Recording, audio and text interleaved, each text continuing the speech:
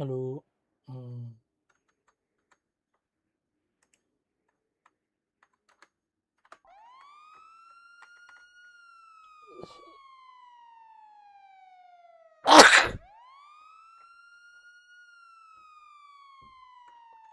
Hmm.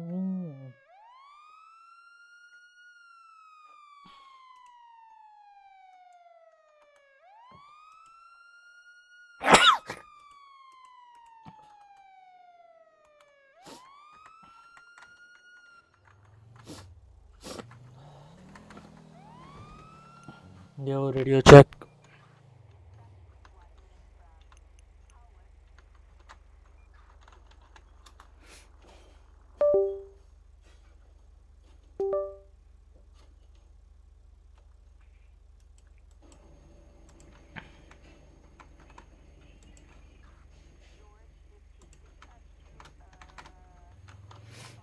Hello, radio check.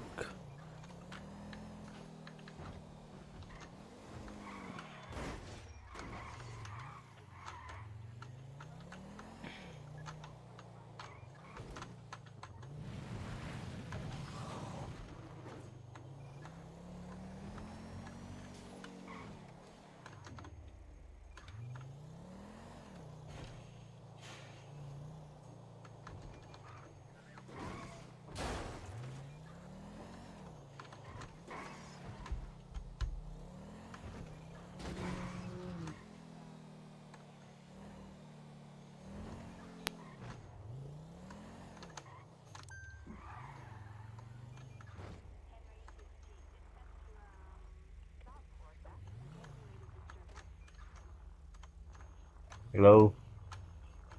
You have 5 seconds to leave. 5.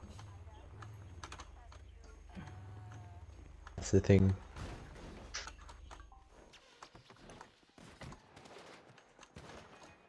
It's me and this guy having a debate. Chopper. Okay, bro. Told you. He reckons they're not a chopper because they're armored and have guns. He's not a chopper, mate. It's a tactical chopper, eh? It's a Valkyrie.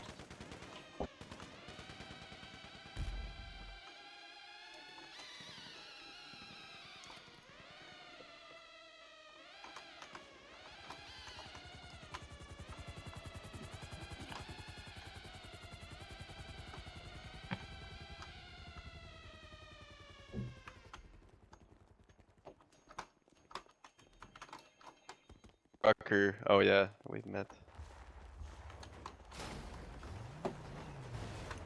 I'm SWAT, bro. Sergeant higher than what you are? No.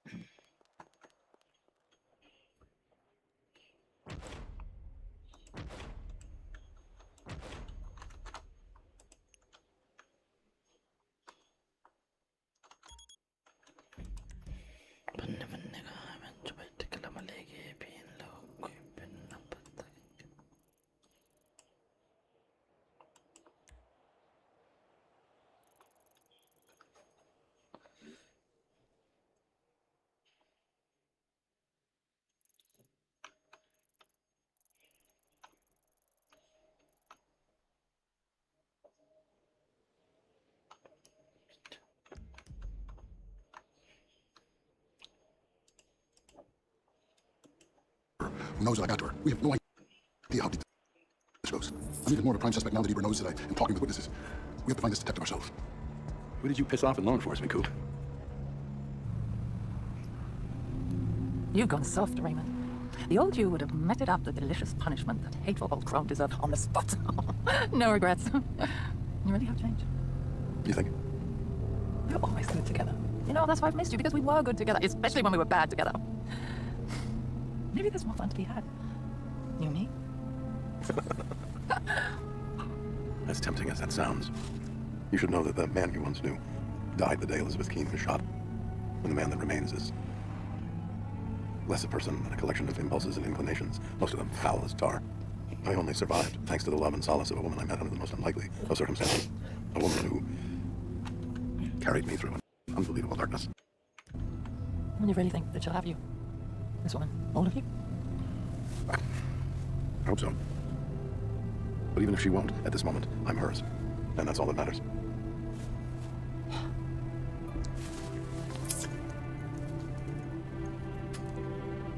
I think you should take this. Why do I feel like this is a parting gift? I can't wait to see you again. Yo, You never know. yo guys, stop sleeping and come to global.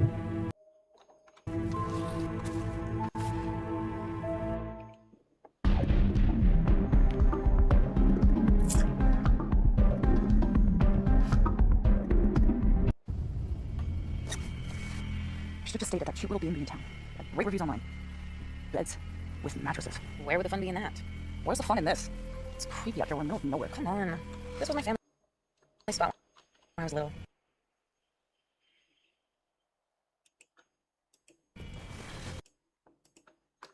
Where they terrorize you with campfire stories about the whispering woman. Yes. She haunted my childhood, it's true. Lucky for you, I'm no longer little. What was that? How should I know? Squirrel, maybe? What's the whispering woman? Funny. That was bigger than a squirrel. I think it's gone. Could you just check? Oh, please. Oh.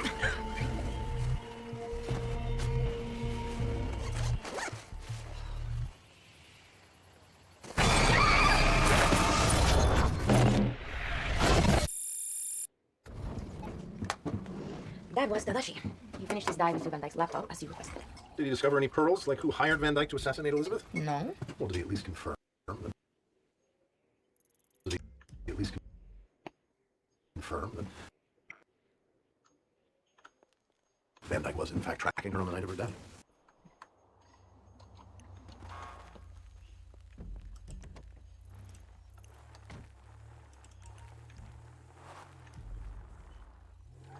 Hello.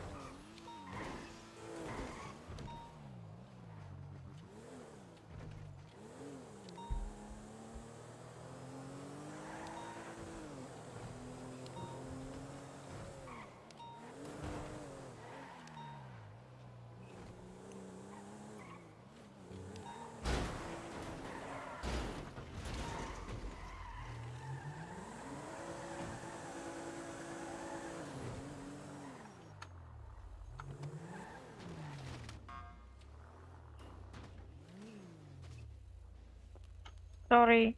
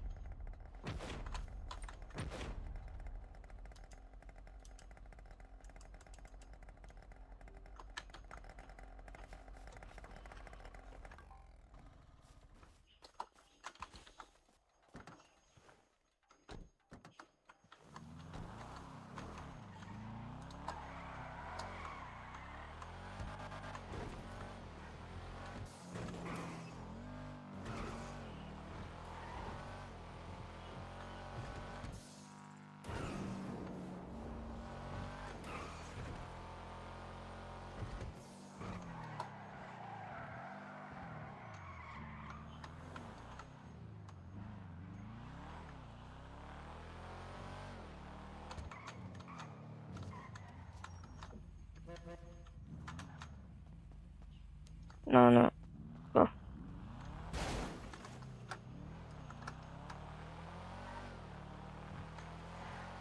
Where is this?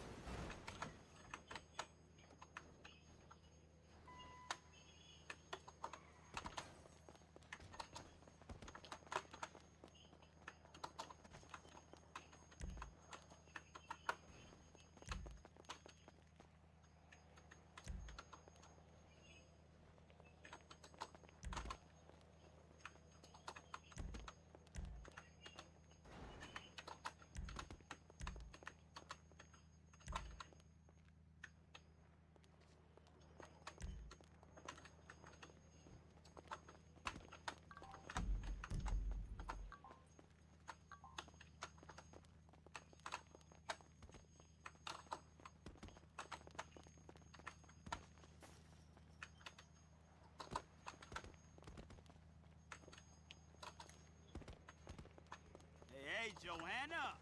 That party was off the hizzy last week.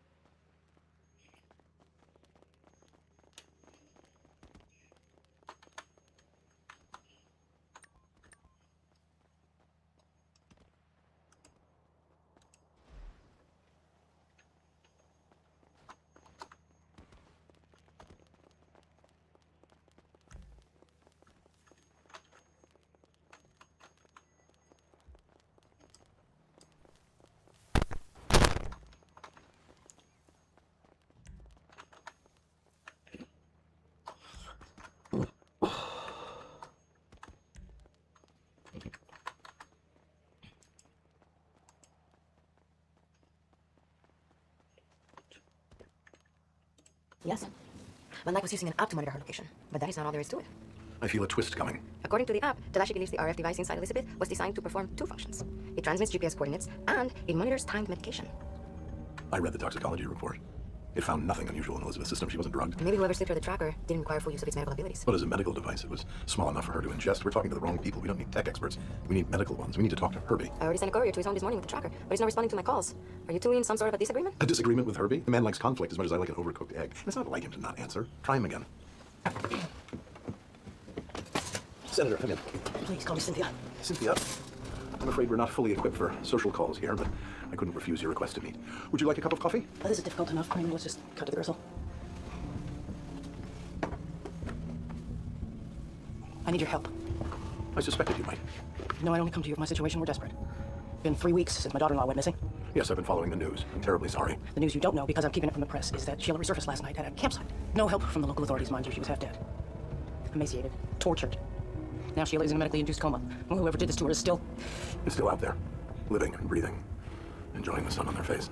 While Sheila's lying in a coma and you're feeling helpless.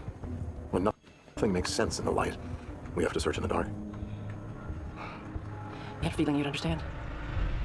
Police interviewed the two campers who Sheila Vanderbeek found, and she collapsed without saying a word. So no idea where she came from. The woods where she surfaced are 12,000 acres, rural, mostly unincorporated area. It's a lot of ground to cover.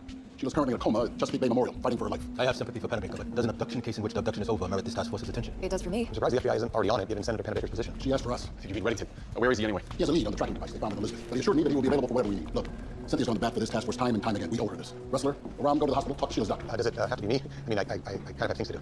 What things? Oh, just like computer things. It's all technical, it's boring stuff. Of course. Park, go with Wrestler. If we can find out from Sheila's doctor what was done to her, it might help us figure out who did it. I still don't understand how Sheila got out. Well, maybe it's because we have too many patients. I'm spread too thin. What if she leaves the police house? She won't. She left at night. That had to have been disorienting. She walked for days and wound up 50 miles from here. I'm not concerned about her. But we know an empty bed that we need to fill. Lucky for us, I think I found a new prospect. I'm just sad I can barely handle this. It's not the right time to bring in someone new. You know how important our mission is. We can always handle one more patient. We always make it work. She was hypothermic when she came in. She's dehydrated, malnourished. I suppose being lost in the woods for days in the cold, no food or water would do that. A lot of it, but not the heart damage. She has heart damage? It's enlarged with a reduced left ventricular function. But when I examined her further, things got stranger. At first I thought these were just knife wounds or torture, maybe. But when we cleaned away the blood, we found this. Are those names? Yeah.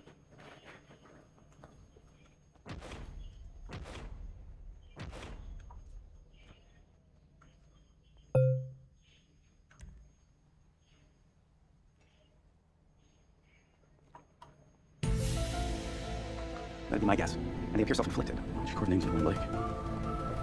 Mom? Remember what we talked about? She can't hear you right now. She's really sick, sure. You'll have to excuse us. It's the first time she's seen her since. No, please, we were just heading up. Let's go find the pastor who did this. Just a little bit, right? Try to switch around. Just one thing. Honey, do you want mustard or mayo on your sandwich? Sarah? She's sneezing!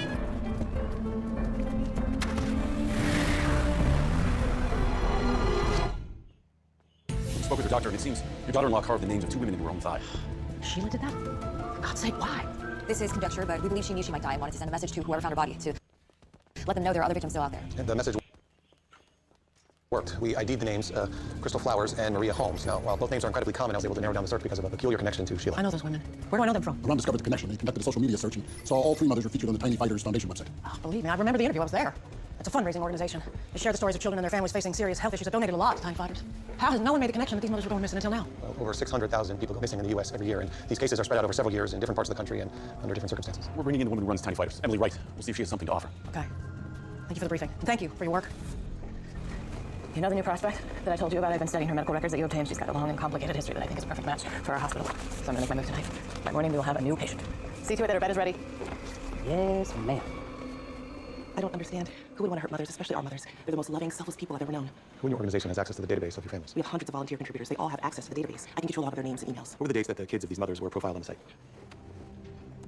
October 3rd, 2020, Crystal's son. February 10th of last year, Maria's son. And January 25th of this year, Sheila's daughter. Why? All the women were abducted within a week of their children's profile. Somebody's trolling your website for victims. This can't be happening. Who did you profile this week? Don't you think this is a big string? He's not answering our calls. You don't just go silent. Not on me, or I'm going to find out the reason why. Herbie? Herbie! We saw your van again in the garage, Herbie. I know you're there. 30 cameras. My wife's on a digital detox retreat, and I can't get over her. I can't do this, man. I'm not meant to be a father. I think I'm actually losing my mind, seriously. My baby hates me. Yeah, she actually hates me.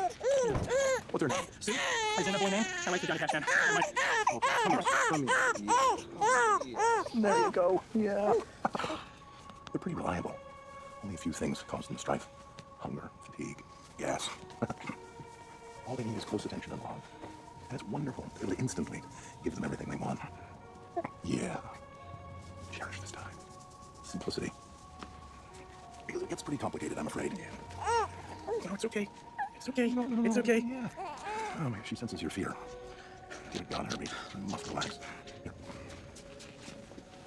It had to be Sue. It had to be Sue. I wandered around and finally found the somebody who could make me be true. Can you please stay for a while? I'm desperate. That depends on what you can tell me about my tracker. We reached out to the 4 mothers whose children were just profiled, and we got a hold of 3. They're aware of the circumstances and are looking out for anything or anyone unusual. What about the 4th? Mary Sutton. We weren't able to reach her, but I tracked down her husband, who said Mary and their daughter Sarah are at George Washington Children's Hospital today. Sarah had a seizure. Rustler, Dembe, head over to the hospital. Confirm that Mary's safe and brief her on the situation. Your daughter is a lovely girl, and I know it's no fun being in the hospital, but I'd like to keep her for a few days for observation. Usually we only stay the night when she has one of her seizures. Well, the sodium levels in her blood are unusually high. I'd like to get her on an IV to rebalance that concentration. Has she been vomiting or having diarrhea? She could be dehydrated or suffering from hypernatremia. She's on a very strict diet regimen. It wouldn't account for any of that. Plus, I care for her day in and day out. I know her better than anybody. Maybe you want to rerun the tests? Mother knows best. I'll see what I can do. I'll be back.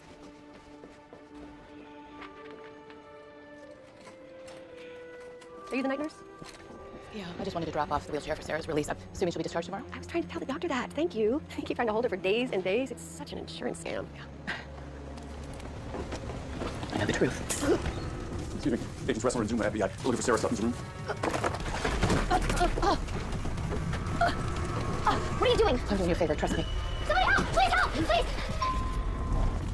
It's gonna be up here on the right. Nurse, she hurt my mom. Hey, where is she? She just left with the wheelchair.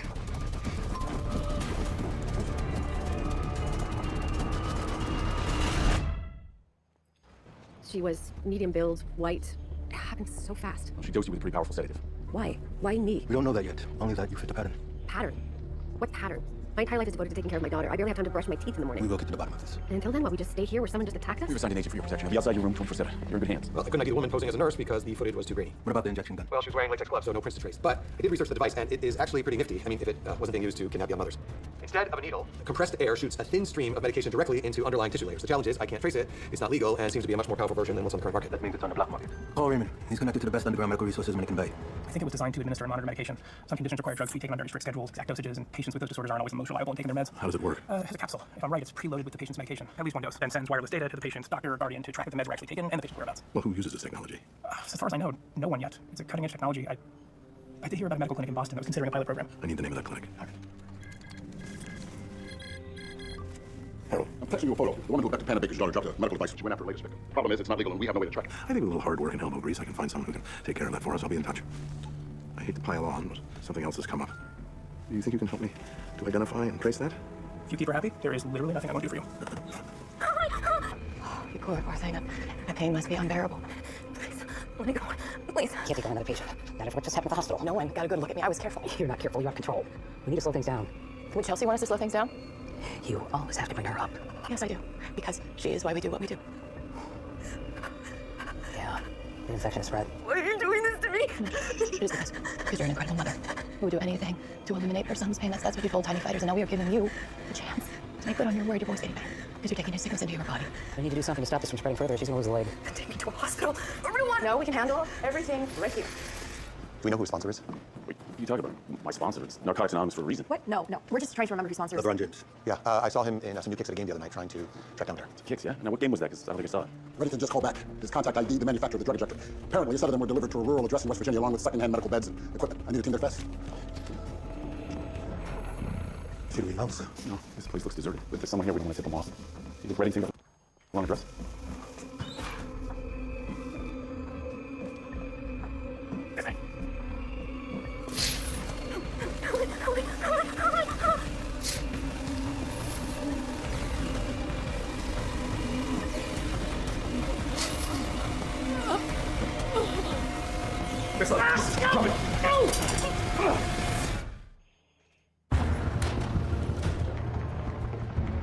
So that's the woman who's responsible for this. One of them. She didn't act alone. There's another woman out there. The one who tried to abduct Mary Sutton from the hospital. How are the other victims doing? They're all in serious condition. One critical. We also found remains on the property. The victims we've ID'd all have the same profile. All were abducted while caring for very sick children, just like Sheila. What we didn't know until now is that while they were being held, they were inflicted with various medical treatments to make them mirror the symptoms of their sick children. Which explains why your daughter-in-law and granddaughter both presented signs of cardiomyopathy. Why? Why make these women relive that terror? Why inflict on them the pain they witnessed? I don't have a conclusive answer yet. But there's light at the end of the tunnel. As soon as they're released from the hospital, they'll be reunited with their children. Just so Sheila gets that same opportunity with Charlotte. We're getting nowhere with her. We've had her in that box for hours. Now she's asking for an attorney. No, absolutely not. This is our one chance with this woman. Cynthia, we can't deny her counsel. Then perhaps we're not the ones who should be questioning her.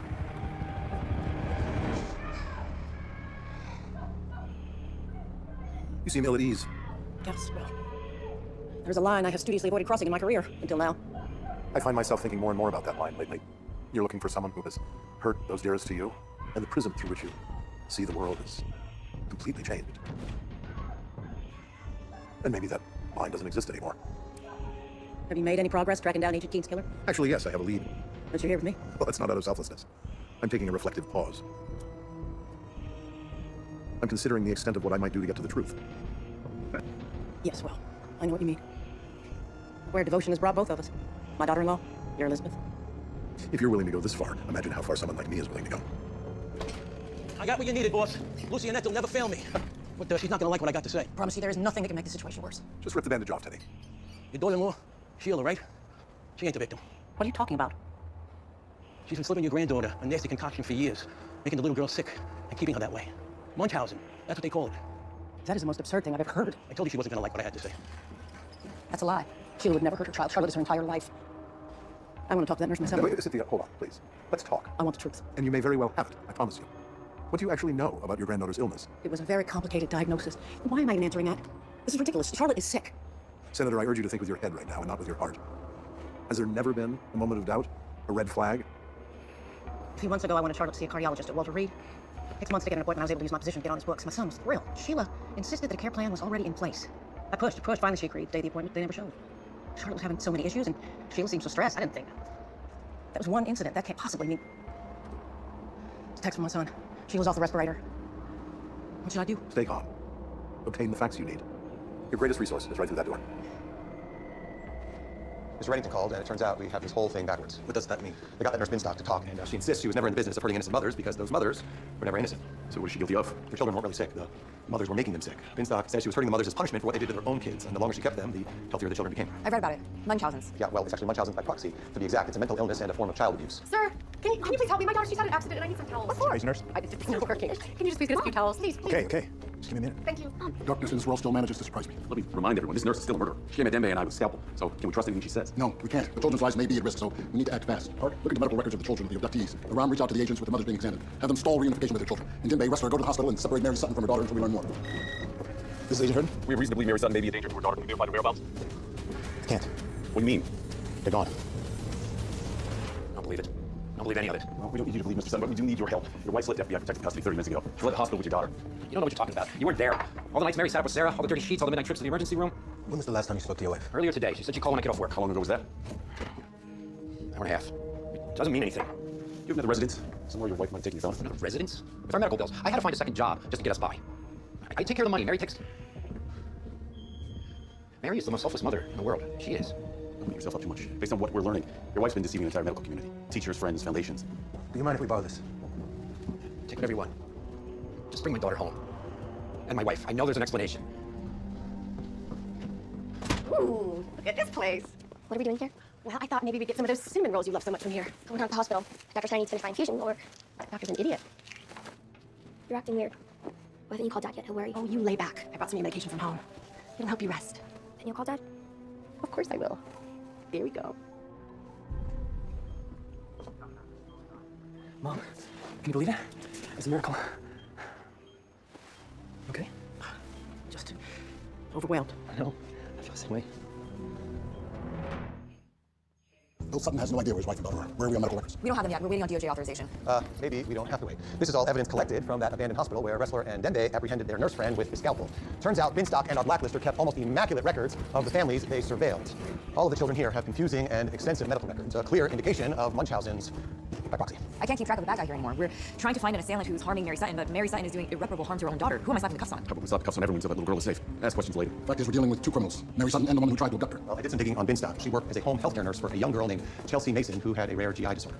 After Chelsea died, Binstock left the nursing field, and Eva Mason, Chelsea's older sister, received a fortune in settlements, all from hospitals that performed needless procedures that only worsened Chelsea's condition. Turns out, Chelsea wasn't really sick.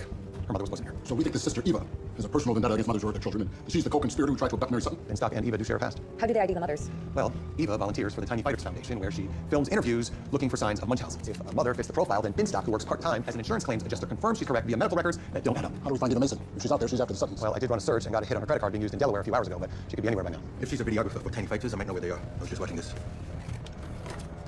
What do you do to cope when things get hard? Gosh, I don't know. Oh, so many things. Disney. Sarah has a group of friends who did a dance-a-thon fundraiser, and we really like our mother-daughter spa trip. Oh, where do you go? We go to a place in Delaware called Primrose Grand Hotel. That was the best. You said Eva Mason's in Delaware? That can't be a coincidence. Verify the Suttons are at that hotel and get there before Eva does. Come here, I'm gonna get some ice. I'll be right back. Okay.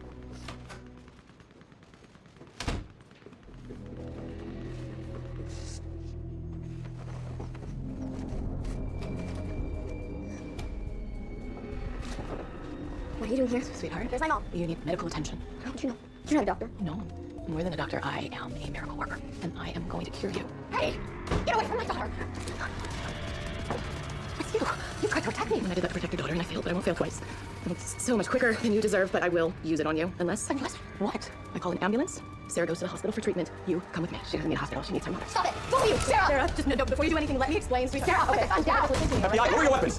Okay, what's going on? Put your guns down. This woman is crazy! She tried to attack me! Sarah, your mom is the one making you sick because you wet pills. How do you feel when you take them, honey? You're lying. Sarah, listen to me. Look at me. This woman is insane. I would never try to hurt you. I love you more than anyone. Is my mom making me sick? Please put the weapons down. Nobody needs to get hurt. This woman is a child abuser. And she will be punished for that. Really like my mother was. We know about your sister. No, you don't know. You did not watch. My mother drained the life out of her, confined her to one room. Her only friends were dolls.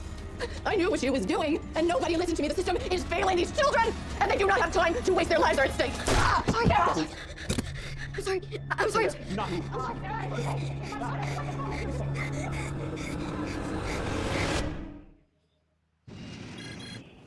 Senator Pennebaker, I'm calling to thank you.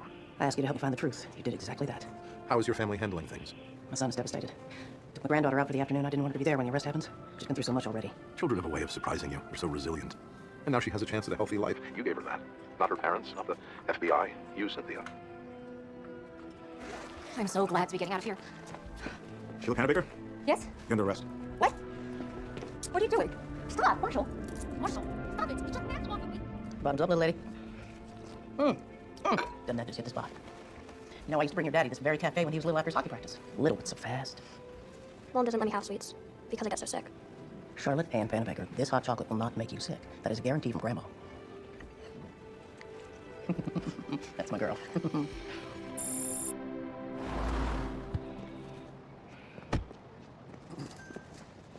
Dr. Johnson, of the psychiatry clinic here, yes?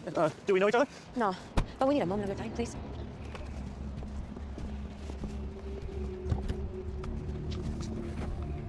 Dr. Jensen. Please, don't hurt me. I have 2 kids. Doctor, I have nothing but respect for professionals who treat mental illness. It's a neglected epidemic, and you're doing exemplary work, but I don't have time to be polite. So please, tell me what you know about this device.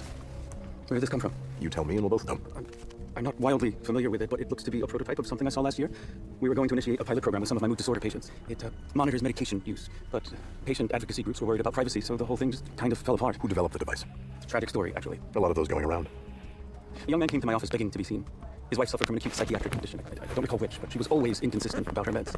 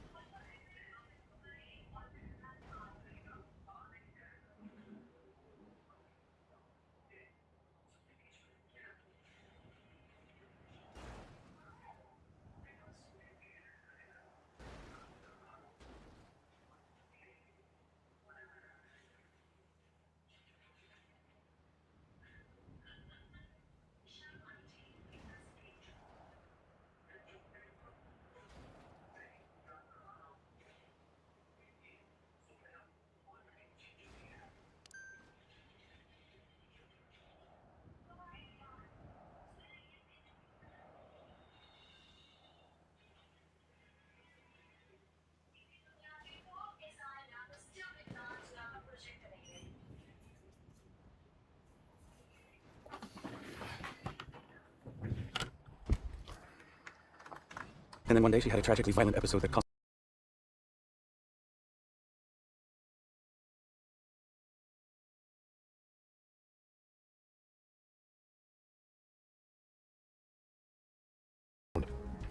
A young man came to my office begging to be seen.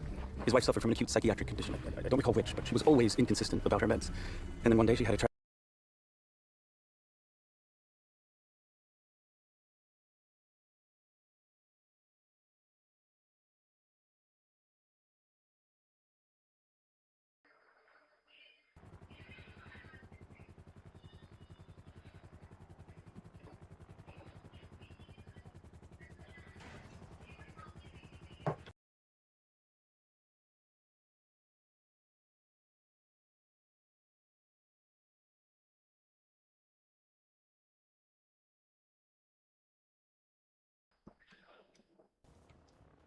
The man was devastated. He went back to school and he developed an ingestible tracker that could monitor a patient's compliance so that no one else would have to live that nightmare. He pleaded with me to give the tech a shot. Like I said, I had every intention of testing it. Do you remember the man's name? Started with a K.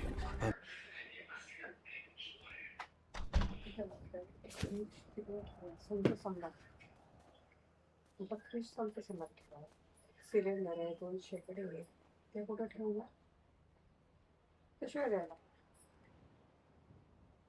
म्हटलं ते घ्यायलाच नको होता ना वस्तू 1 वर्षासाठी तुम्ही canteen चालवा आणि एवढा सामान घेतलं गरज होती तुला कशाला द्यायला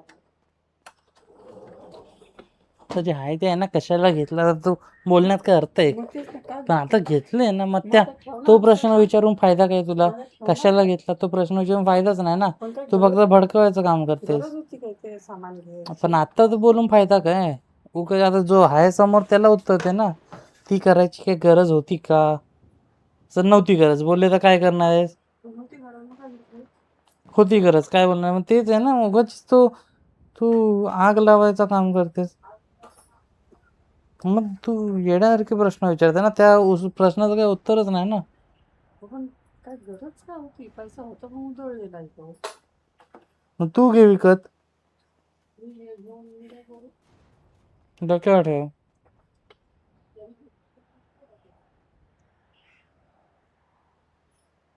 चल ना पटपट काय टाइमपास करते आता पण मला झाले पण असते कपडे सुकत घालून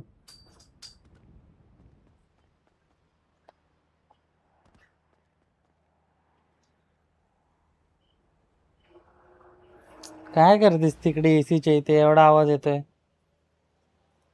धक्का बिक्का नको मारू एसीच्या याला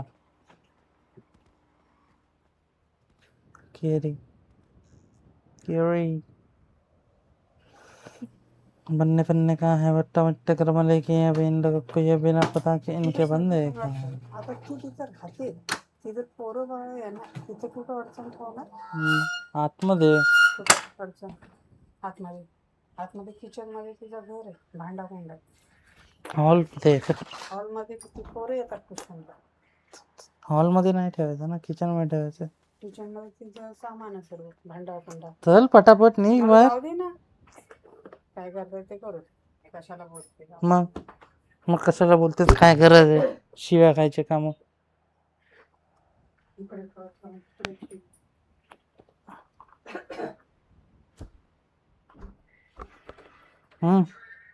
इकडे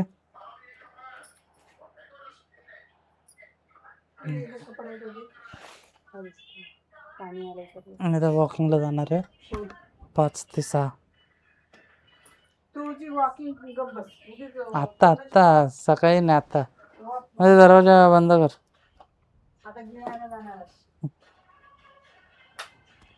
Kennison. Yes, Andrew Kennison. You wouldn't have actually shot me, would you? If she was going to shoot you, she would have pointed the gun at you. Hey, got here as soon as I could. This about the case? It's not. Agent Ressler, did you attend your NA meeting tonight? Yeah, of course I did. I always do.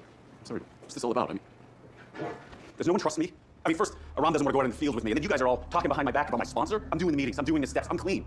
I don't need this intervention crap. Oh, that's not what this is. Oh, no. So, what, I'm crazy now, huh? Is that it? Great. So in case everybody's lost count, I just got my 2 months shit yesterday from that sponsor that you guys definitely weren't talking about. Look, I'm trying here. I'm really trying. And we couldn't be prouder. We knew this was a big milestone for you. We wanted your sponsor's name in case they wanted to join us. For what? Your party. Ta-da! It took me a few tries to pick up the cake, but I got there. Wow. Oh, I also made a killer playlist. Oh God, not with the damn playlist again. He's been obsessing all week. I'm really done. Look, I'm sorry. I know I'm not always the feelings guy, but this really means, you know what it means. And you mean the same thing to us. Thank you, truly.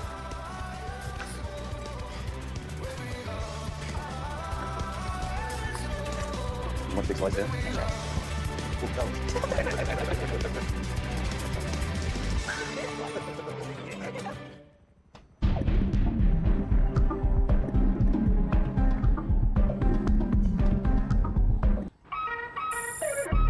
Yeah. Hey, wait a minute, it's not hard, no sweat, gas, really no problem. Got drip, got juice, got size. Ain't nothing, on God.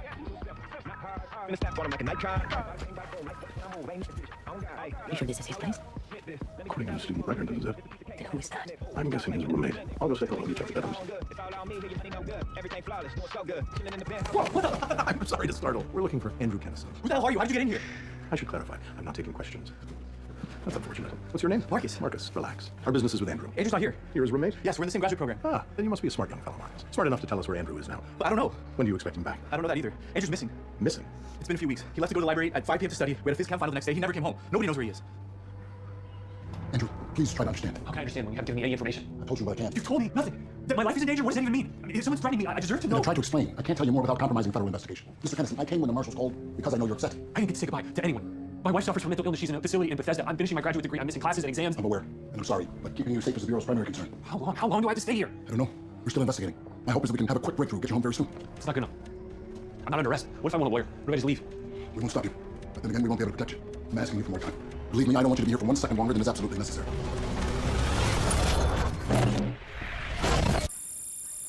I'll go with Kennison. Not well. He's threatening to leave protective custody. You think I'll do it? He's understandably upset. He bought us some time, but if I don't tell him something soon, he's gonna walk. The conversation was consumed by confusion, anger, fear. His or yours? Both. This whole thing makes me sick to my stomach. So please tell me you found something. You tell me. Our working theory is that whoever's blackmailing you is a New York City detective. That's about 5,200 suspects to start with. But of those, about 2,600 are white males, which is how the bartender described them. How many were working the night that customers killed? 1,400, which leaves about 1,200 names on that list. Now, it's a lot, but odds are one of the names on that list is behind this. I'll take a look. Maybe I'll recognize one. But if there's an NYPD detective willing to frame me for murder, I have no idea why. I got Weech's text. She said you had a case. I do. Fine. Tell me where and I'll come meet you. Not this time, Harold. Assemble the troops. I'll come to you. Does that mean you found something? You all know we've been tracing the origins of this device we recovered from Elizabeth. Have you figured out who made the tracking device? I have, but it's not just a tracking device. That's one of its features, but it was designed to help people, not to stalk them. Who exactly was that thing supposed to help? Patients. In this particular case, those with certain severe psychiatric disorders. It's both a delivery and monitoring system. Its capsule is loaded with medication, and as Haram previously discussed, when it makes contact with the patient's stomach acid, it sends a wireless signal confirming compliance and the location of the patient. To whom? Doctors, loved ones. Some patients have trouble remembering if they've taken their medication, or even where they are, or where they might be going. If we're talking about the most severe disorders, skipping meds can cause serious problems. It can. And in this case, it did. Haram, we just sent you a profile. The designer's name is Andrew Kennison. Several years ago, his young wife, over the course of multiple days, failed to take doses of the powerful antipsychotic medications that her doctors had prescribed. The result was horrific and tragic. She took the lives of her sister and her mother when they came to stay for a holiday visit. Oh my God.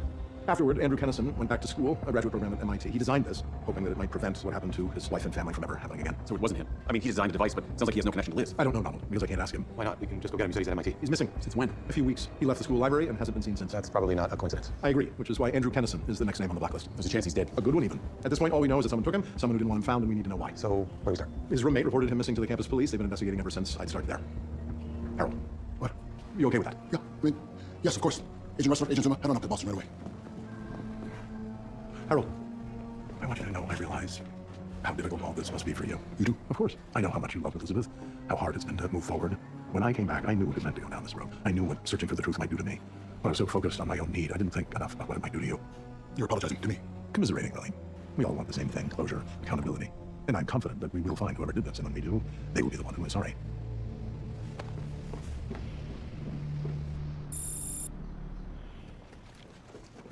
Agents Ressler and Zuma. Ted Morrison. I'm the officer assigned to the Kennison case. Thank you for meeting with us. You kidding? I've been trying to get a hold of someone at the Bureau for a while. Thank you for sharing information. I'm not sure we followed. We're not here to share information with you. We were hoping you could update us on your investigation. Update you? Okay, what's going on? Is this some kind of joke? Hey man, nobody's joking. We're here to help. Okay, well, these are surveillance images from outside the campus library. Andrew Kennison finished studying at 10 p.m. When he exited the building, he was confronted by an unknown man. They spoke for a few minutes, and then they both got into that sedan and left. You want to place on the sedan? The first day. And guess what? It's a federal vehicle, registered to the U.S. Marshal Service. I've been calling them and the FBI for weeks to ask what I'm dealing with. No one's getting back to you. You're actually at its finest. Yeah, well, now that you're here, I'm thinking the right hand doesn't know what the left hand is doing. What the hell was that? You're not hearing me. I'm saying it's connected. It's all connected. I hear you. I'm just trying to understand. Whoever killed that Custer, whoever's blackmailing me, also wanted Andrew Kennison to disappear. Why? Because Kennison created the device that we found in Elizabeth Keene. He must have information on who's responsible for her death. Details the killer didn't want us to learn. Slow down. I didn't see it. Whoever targeted me also targeted Elizabeth Keene, and I helped him. I disappeared to witness who could help us find the person or people who orchestrated her death. Harold, take a breath. Listen to me. If you tell the truth now, there is a good chance that both of us are going to prison. Harold. Harold! Harold! I'm sorry, what exactly is the question? The vehicle is registered to the Marshal Service. Yeah, it's one of ours. That problem? The problem is we're with a Special Ed Bureau task force and we're looking for a man by the name of Andrew Kennison. And according to these photos, he was last seen getting into a Marshal Service vehicle on the night he disappeared. Of course. Of course. Does that mean he's in custody? He's checked. He has no criminal record. He's not a fugitive. Fellas, I'm not sure what's happening. Andrew Kinnison is in our custody because the Bureau requested him. He's not a suspect, he's a potential victim. Are you saying that he's in the Witness Protection Program? Yeah, his life's in danger. What makes you think that? Well, we didn't make the assessment the Bureau did. And we're not in the business of second-guessing an assistant director of the FBI. You have to repeat that. You should talk to Harold Cooper. He arranged for witsec protection. That's not possible. That's a fact. He supervised the transport. Hell, we met with Kinnison yesterday in one of our safe houses. You're saying... Wait, what exactly are you saying? Kinnison's in Witness Protection because Cooper ordered it. That's him in the photo. I don't understand. Why would you do that? For the same reason you put anyone in the program. You don't want them to be found. Found by us? Yes. And Raymond. You can't be serious. This isn't happening. It's hard to believe, but I don't see any way around the facts. Look, let's just go back to the beginning. What do we know? One, we think that someone orchestrated Keene's death. Someone who knew that Van Dyke would kill her, used him as a way to get the job done without exposing himself. Or herself. Two, we think that Kennison may have information that could lead us to the real killer. And now we've learned that Cooper made sure that Kennison disappeared. Because he didn't want us to find out who killed Liz? Ron, hey, we need to take emotion out of the equation. I cannot do this. We can't ignore the truth. Cooper knew where Kennison was, and yet he stood there and said nothing while Reddington put his name on the He blacklist. sent us to Boston to investigate. I mean, he intentionally hid the truth from us. But there has to be an explanation. I mean, look at the timing. He put Kennison in the program long before Mr. Reddington knew who to look for. He did it after we found the device, because he knew once we did, we'd go looking. So what? What, Mr. Cooper wanted Liz dead? Say it. Be clear about what you are suggesting. Mr. Cooper was working with whoever killed Liz, and now he is protecting whoever did it by lying to our faces? Ron, we're just looking at the facts here. My question is, what do we do? Go to Reddington? I mean, if Cooper really is involved, who do we tell? Panabaker? We could work the case ourselves, try to confirm if it's true. You mean set a trap for Mr. Cooper? No, I am not doing it. We are not doing it. There has to be an explanation, and I'm going to go up there and ask him what it is. If he knows we're onto him, it's going to be a lot harder to find the truth. I don't care. I am not targeting Mr. Cooper behind his back. You know what? Ron is right. We all love the guy. God knows he deserves every benefit of the doubt. I should have told you. I'm not entirely sure why I didn't. I've obstructed justice, tampered with physical evidence, lied to the police. Those may be the least of your concerns, Harold. It's no defense, but I want you to know. When I decided to put Kennison in witness protection, I had no idea he had any connection to Elizabeth's death. You run the Reddington Task Force, and it never occurred to you that perhaps you were being targeted because of your connection to me. Not at first. In the beginning, I didn't know I was being targeted at all. That Custer, my wife's ex-lover, was dead. I had no memory of what happened that night. For a time, I honestly believed it was possible that I killed him. And you didn't think I could help with that? I was frozen. I could barely admit the truth to myself. But it wasn't the truth, Harold. The minute you realized you were being blackmailed, I should have been your first call. It wasn't that simple. By then, I'd gotten Charlene involved. She lied to the assigned detective, and my good friend Lou Sloan had risked everything by altering my service weapon. We're done here. I told you, the day I agreed to come back, that whoever killed Elizabeth would be held accountable. And I want that too. Then tell me where Kennison is. Where can I find him? He's at a safe house being guarded by federal marshals. Where? I won't tell you that. I'll have the marshals bring him in. We'll question him here. My sources run deep, Harold. With or without you, I'll have his location by the end of the day. I won't help you hurt him. Whether I hurt him or not has nothing to do with your help. And I'm sorry to say, Harold, you're the one who needs help right now.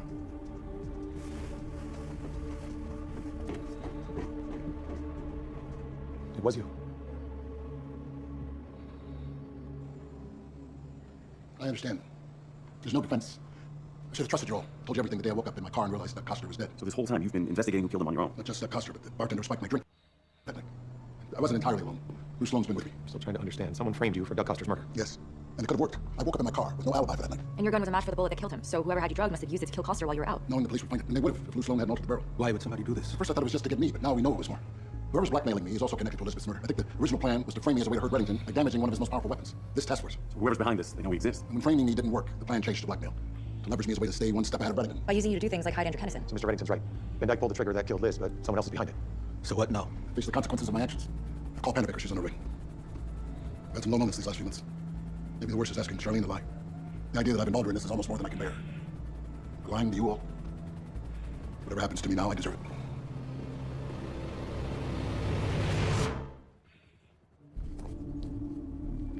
How do you feel? How do I feel? I feel a sense of inevitability. But it doesn't matter what I want or do. The world is what it is. The loss is permanent. Elizabeth will always be dead. What do I feel? I'm concerned that I won't be able to contain myself. But I still haven't seen the worst of who I am. No, I don't think you have.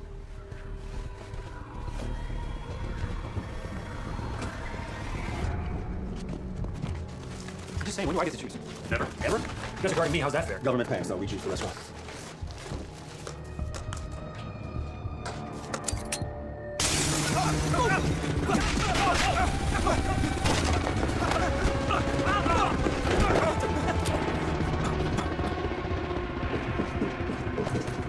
Let go of me! What's happening? Who are you? Remember why we're here. I think That's just about everything, Cynthia. You think? You knew your weapon had been fired, and because you ran your own ballistics test thanks to your buddy, you knew it was matched for the Coster murder? Yes. You lied to the assigned detective? You actively concealed the match by altering the gun? No, it was my friend who did that. Uh-huh. Did you turn him in? No, but he's aware that you and I are talking. So is Charlene. I convinced her to provide me with an alibi. Asking her to lie for me is my greatest regret. What about the bartender? You went to his home, you found him murdered, but you never called the police or told them what you knew? That's correct. And Kennison, where's he now? The marshals have him. You should know Reddington is looking for him. I assume that whoever's blackmailing me was also behind Agent Keen's death. They must want Kennison gone because he knows something. We should bring him in, question him. We won't be doing anything of the sort, Harold. You went too far. I can sell looking the other way when Reddington crosses the line. Hell, we let Dembe Zuma join the Bureau. There's a lot of stretch where this task force is concerned, but you? Obstruction, tampering, corruption, kidnapping, or at the very least, unlawful imprisonment. Excuse me, Cynthia. This is Cooper. When? I told you there was a credible threat. Were any of the marshals hurt?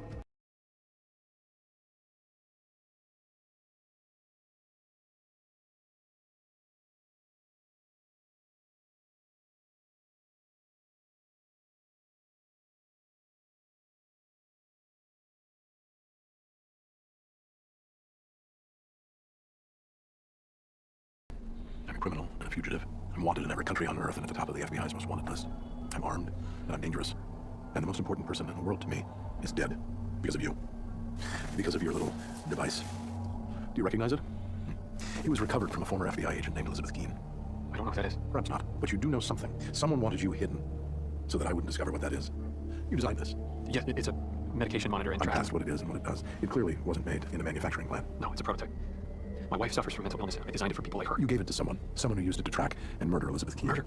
Tell me who. You got it wrong. I gave it to a cop. A police officer. Yeah, I met him at a business forum. You know, where people who are trying to start companies set up booths to discuss the concepts. I was trying to find investors. You were supposed to run a trial in a psychiatric clinic. I canceled. And I was getting desperate. And then this guy shows up, introduces himself as a detective from New York City. He says he thinks that my idea has potential, but not for medical reasons. As a tracking device. He says NYPD might be interested in trying it out for a few investigations. Did he show you identification? Yeah, badge and everything. Reggie Cole, Detective Reginald Cole. I thought, hey, it's not what I want, but if the cops support my company, that's something. So you gave this to him? That was a few years ago, and I didn't hear from him, so I just figured the top brass didn't bite. That's the God's honest truth. If it is, you'll be in class by this time tomorrow. If it's not, you won't.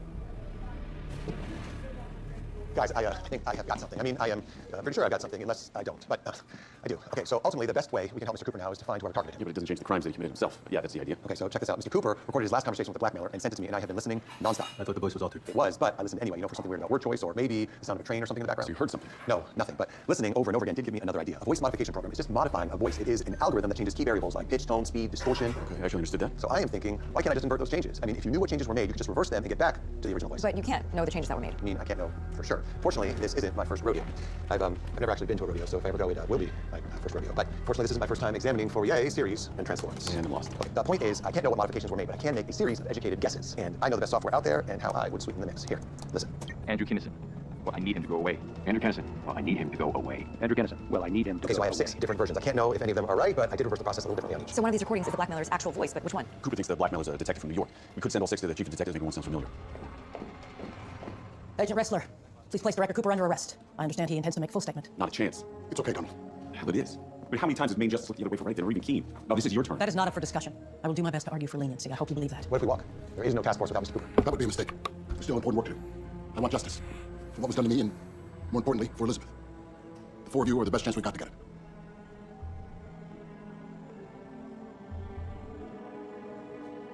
Harold Cooper, you have the right to remain silent. Anything you say can and will be used against you in a court of law. You have the right to an attorney. If you cannot afford an attorney, one will be appointed for you. Do you understand these rights as I've explained them to you? Yes. And with these rights in mind, do you wish to make a statement?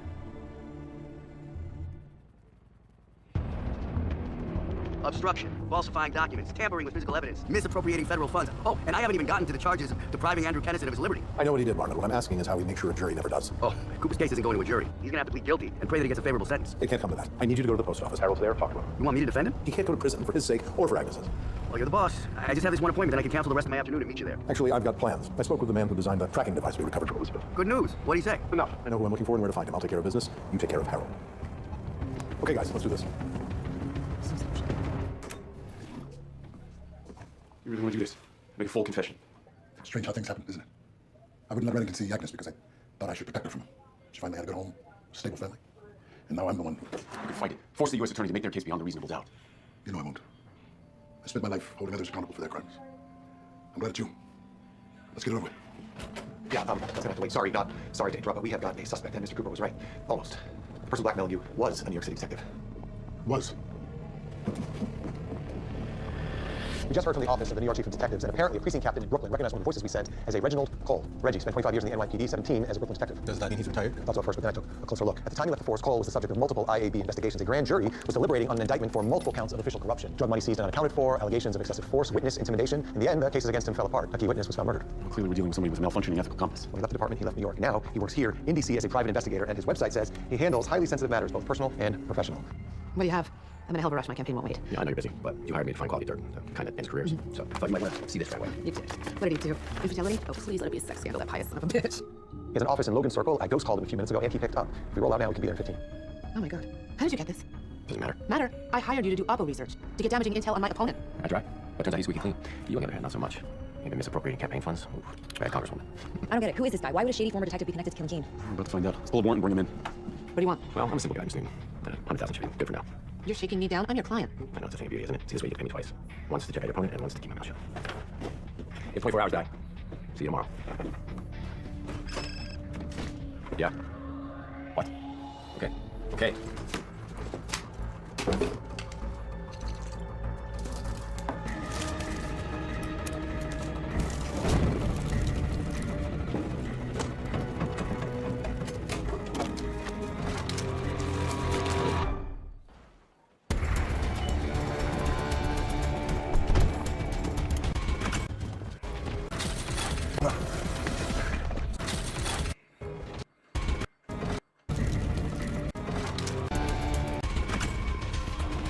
Get outside, see if you can find it.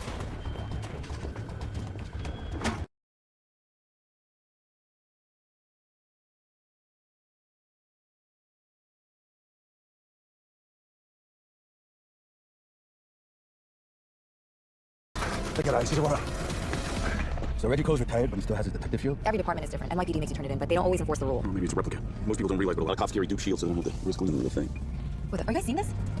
That's Cole! FBI! Drop the weapon on the ground. Federal agents! Okay, down. Yeah. Should know. All right, sorry, fellas. It's a little too late.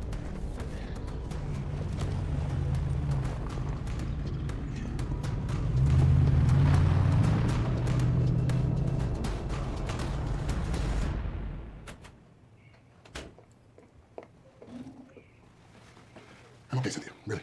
In fact, for the first time in a while, I'm hopeful. Hopeful? We got a lead. The man blackmailing me is named Reginald Cole. He's a private investigator and a former NYPD detective. That's good news, Harold. I'm afraid I'm here to deliver the opposite. You spoke to the Attorney General. And he spoke to the President and the Senate Oversight Committee. It's what we were afraid of. As it is, they don't love our arrangement with Reddington. Then they're wrong. We're approaching 200 blacklisters. The man's done more for law enforcement in this country than anyone. Preaching to the choir. Remember, I'm the one that went to bat for reconstituting the task force? They're not stupid. They know Reddington continues to commit crimes. And Keene's death was an embarrassment. It's proof that things have gotten way beyond my control. How do you think we got back here? I made promises. I had to assure people we have a very tight leash. How the hell was I supposed to go back now and say the man in charge, the assistant director of the FBI, committed, I don't know, maybe a dozen felonies, but hey, we should look the other way. So they want to indict me. I'm not giving up. You know how it works, Harold. Law enforcement is politics. If we can make some cases, big ones, that expose whatever conspiracy is really going on, We'll be too busy touting the victory to focus on me. it's your best chance. The story has the right ending. They might forget this entire chapter. Thank you, Cynthia. I appreciate you shooting straight.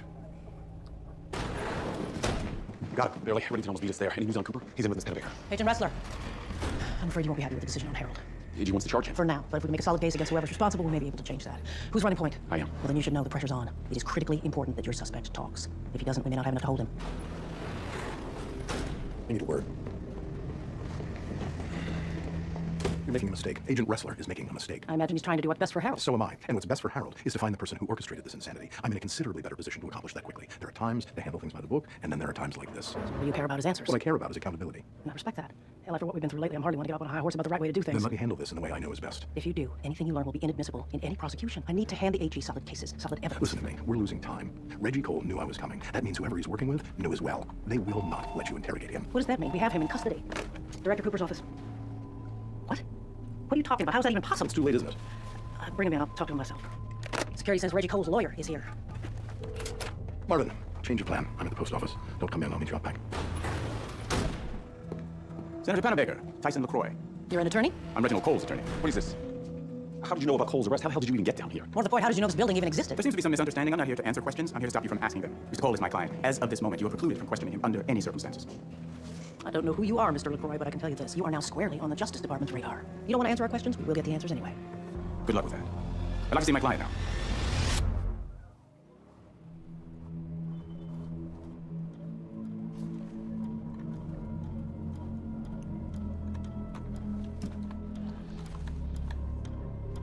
think it'd be that easy, Mr. LaCroix? Did you really think you could just walk into a federal black site and just start making demands? I have a right to see my client. And you will, at his arraignment. Oh, please. You don't have enough to charge her. You murdered a man named Doug Coster. That would concern me if you had a single shred of evidence proving that it was actually true. Targeted Harold Cooper, the assistant director of the FBI. Tried to frame him. Mere accusations. And the bartender that he forced into helping him was also killed. How sad. Not that some bartender was killed, but that you can't seem to accept reality. Jan, what's that? You have nothing. You can't connect my client to either murder. This frame-up sounds like total fiction. That we can prove. He was blackmailing Mr. Cooper. We have your client's voice on a recording. No, you have an altered voice on a recording. You made assumptions when you just scrambled the voice. But you can't be sure if you accurately reverse the process. The NYPD confirmed that it was Cole. It sounds like Cole. Sounds like. Come on, I've heard enough. Get him the hell out of here. Already, I'm just getting started. Hell, I've not said a word yet about Agent Keene. And there it is, the motive. I assume you know about the tracking device recovered from Agent Keene? I may have heard something, yes. Then maybe you want to tell us why your client acquired a tracking device that was then used to stalk and murder one of our agents. He bought the tracker, that's not a crime. You can't prove he caused Keene to ingest it, and you can't prove he had any contact with Van Dyke. How do you know that name? Enough. Agent Park, take Mr. LaCroix to interrogation 2. Give him 2 minutes with his client, no more, understood? Thank you. I'll leave you folks to talk amongst yourselves. Don't even say it. I have to, he's right. I warned you we didn't have enough of that confession. Tell me what got this guy loose. What do you want to do, Donald? Charge him, and then what? Watch our case just fall apart? No. We're gonna do this, we do it once, and we make it stick. So that's a yes. We're just gonna let Cole walk out of here. Raymond was right. Mr. Cole, your lawyer's here. It took you long enough. But see, I'd rather not. I have a feeling we won't be staying here much longer. They're releasing me? Let's not talk here. My car's outside. I'll explain when we get back to my office. Looking down on empty streets, all she can see are the dreams all made solid, are the dreams made real. All of the buildings and all of the cars. I'll say it. This job can be confusing, and I've lost plenty of times before, but I have no idea who those guys are or what the heck it is we're dealing with. Let's get a wiretap warrant for Cole's phone. I'll ask around on the hill, see if anyone knows LaCroix. I'll tell Cooper bad news. It's not over yet. Raymond will know what to do. What's his name? Reginald Cole, the former New York police detective. And they're releasing it. Not happily. They know the Justice Department is watching their every move, so they won't charge if there's a possibility the case won't hold up. Guess it's his lucky day. Hardly. If Cole wants to live, his best chance is to stay inside that building. He's burned, and whoever he works for knows it. Well, he's not the only one. Now the lawyer's burned too. Chuck, I want them as soon as they're on the road. What's up? You want to hit him in transit? Don't you want to find out where they're going? We're leaving now. Intercept in 5 minutes.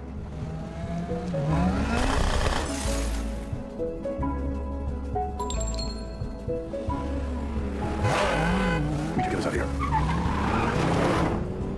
I'm with a father who's out in the boat, riding the water, riding the wave on the sea.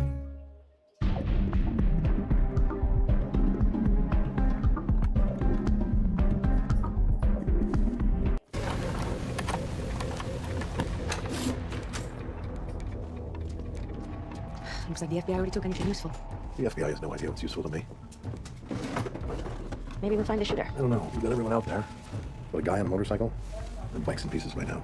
Shell casings are at dead end. Shooter could be anyone, anywhere. All we can do is keep looking. Whoever killed Elizabeth is going through a lot of trouble to keep you from finding them. Seems like it would just be easier to take you out. Perhaps they need me, further saving me for something special. Could be they love you. Or it could be all three. This is something. What is this? Now, this is an item that definitely should not be in the possession of a former NYPD officer. Even a crooked one like Reggie Cole. What is it? It's a key to a vault that's inside one of the most inaccessible, enigmatic security facilities in the world. How do you know that? I have one just like it. Harold, judge is taking the bench now. She's going to arraign Lou Sloan first. I'll give you guys a few minutes alone together. Thank you.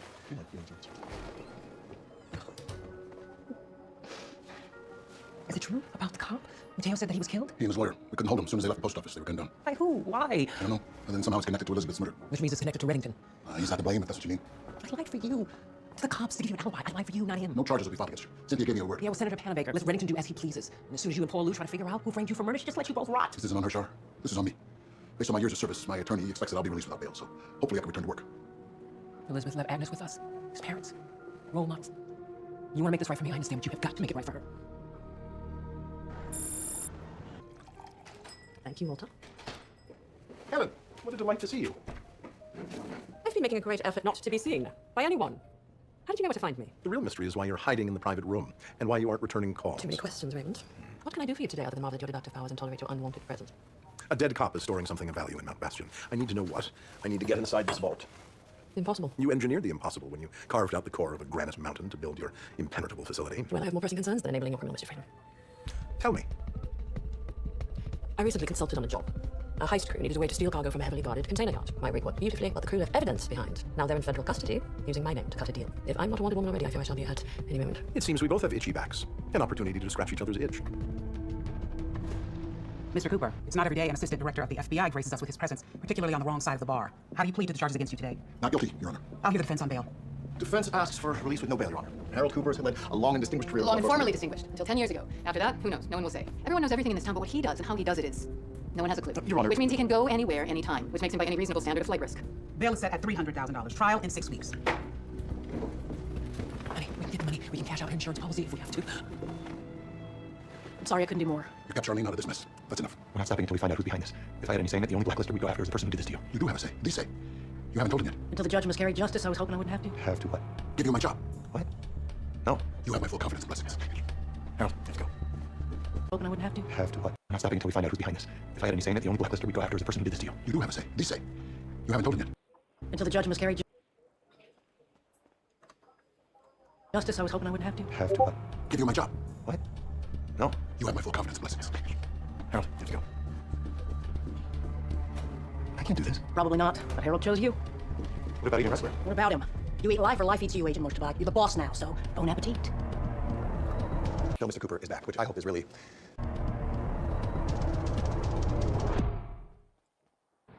This is only until Mr. Cooper is back, which I hope is really, really soon. I'm just a figurehead, like Colonel Sanders. They need a face on the bucket. Should have been your face, obviously. Square jaw, dimpled. Not the pecking order. I have my shot. It's your turn. You'll be fine.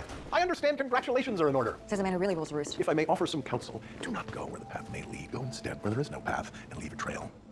In the spirit of that, I bring an unusual case, a blacklister not to catch, but to release. Here we go. Good luck. Helen Maggie, one of the world's most accomplished structural and geotechnical engineers. The invasion of Iraq, Maggie designed a floating bridge to carry tanks and heavy armored vehicles across the Euphrates River in the dark of night. Her crowning achievement is Mount Bastion. Using proprietary drilling techniques, she carved into a Pennsylvania mountain of solid granite to create an impregnable storage facility favored by the criminal elite, with more safeguards and redundancies than the U.S. bullion depository. And you want to break into it?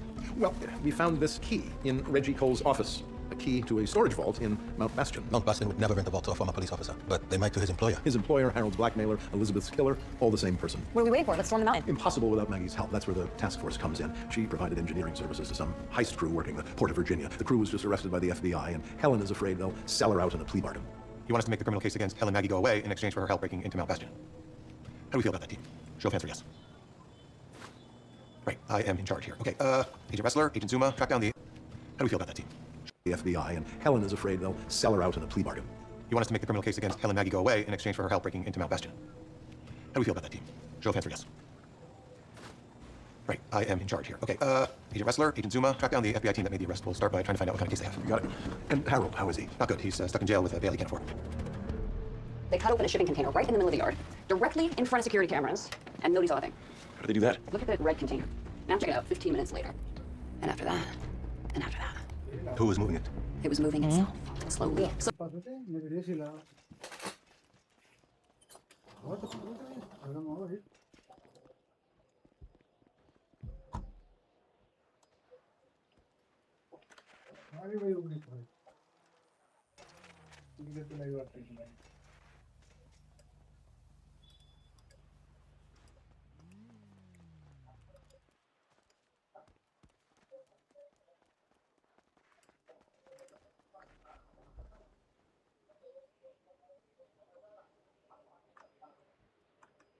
slowly. Motion cameras did detect it, and security guards never noticed. The heist crew was hiding inside. They retrofit the container with hidden wheels, then crept it into position next to the stolen cargo to block security cameras.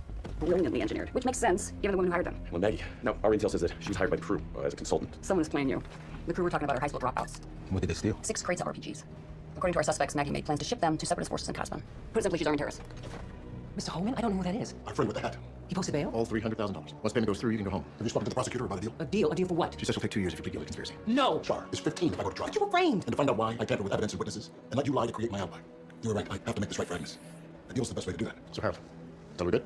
On one condition. I won't testify against Lou. He wouldn't cut a deal to hurt me, and I won't cut one that hurts him. Okay.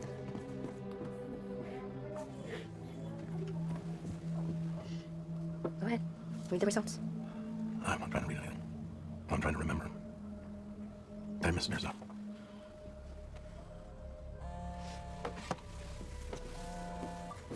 Is it done? Well, we spoke to the Bureau about the heist crew you say hired her, only they say she hired them, and that she's a terrorist. While dramatic statements are effective attention grabbers, overstatement merely serves to try your listeners' patience. I'm not being dramatic. Or maybe I am, because, well, stealing RPGs to armed extremists in Kasban is, well, pretty dramatic, and apparently what she did. We need the FBI to lose interest in Helen Maggie. It's the only way for us to obtain information we need to avenge Elizabeth and free Harold. You asked us to look into Maggie's claims, and we did, and now I'm asking you to do the same, respectfully. Please? Another word of advice, moral relativism. That's 2 words. Yes, but one piece of advice.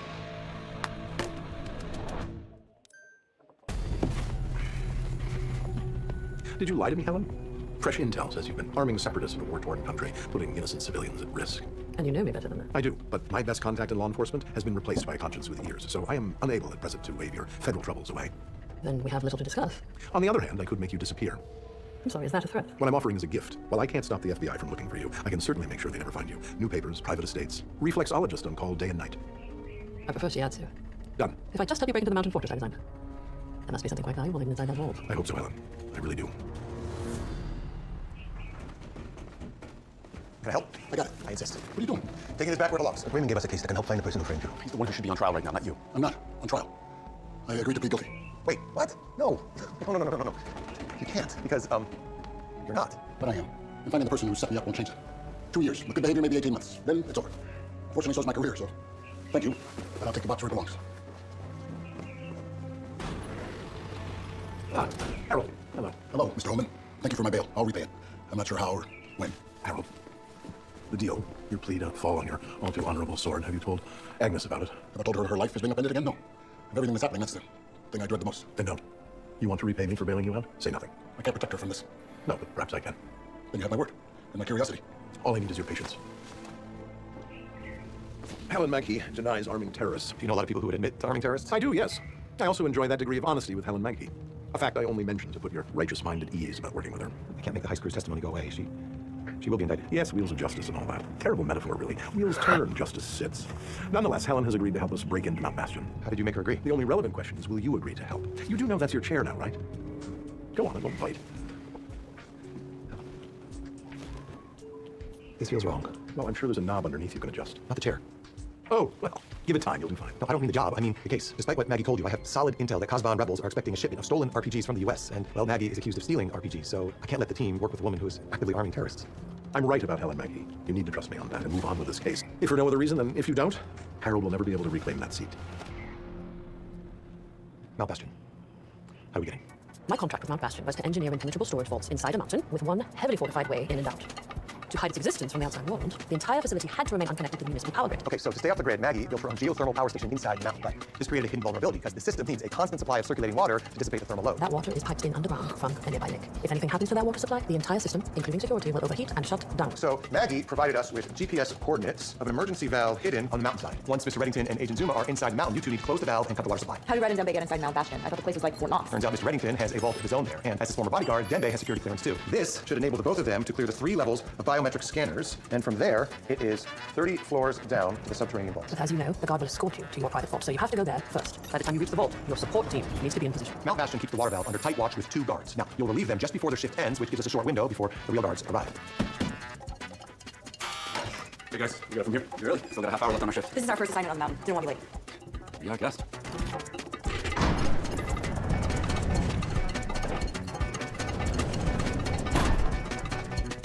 When you get the signal, you need to find this high-pressure water valve and turn it off quickly. Without water for cooling, the power system will immediately shut down and switch to auxiliary power. When that happens, the guards are ordered to lock clients into their vaults to keep them safe, and then report to the perimeter to provide security for the facility. At that point, the Mount Bastion controller will call Maggie, the systems designer, to figure out what the problem is.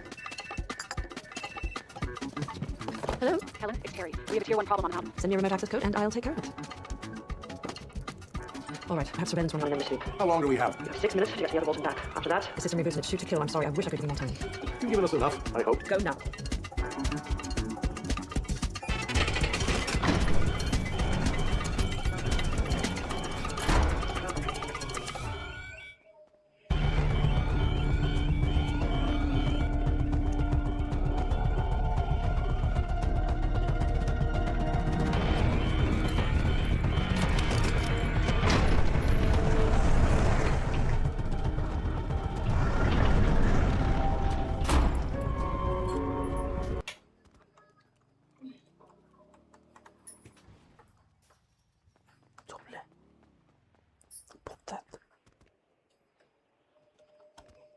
Can't be. But somehow it is. You put it in a safe in Tavat. Only 2 people could open it. And neither of us did. If it wasn't you, Elizabeth, then who did? And how? This was her future. When she needed to succeed, she would have been great. Storm of the meeting. Hurry, you have 30 seconds. We have to go, Raymond. It's time.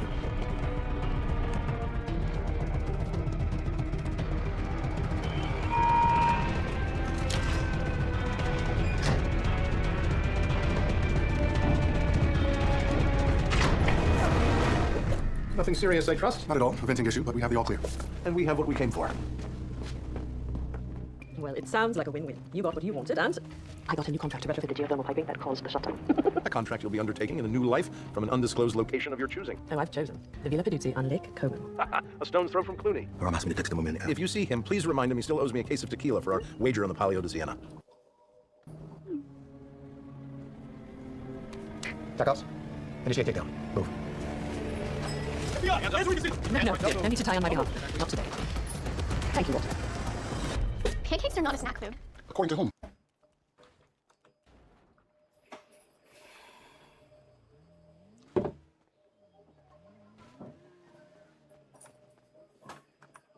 On my behalf. Not today. Thank you, Walter.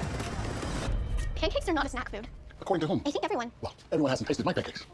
A little butter That's a little and a half. and a little and a half of syrup. Go on, sink your fangs into that and tell me it isn't amazing.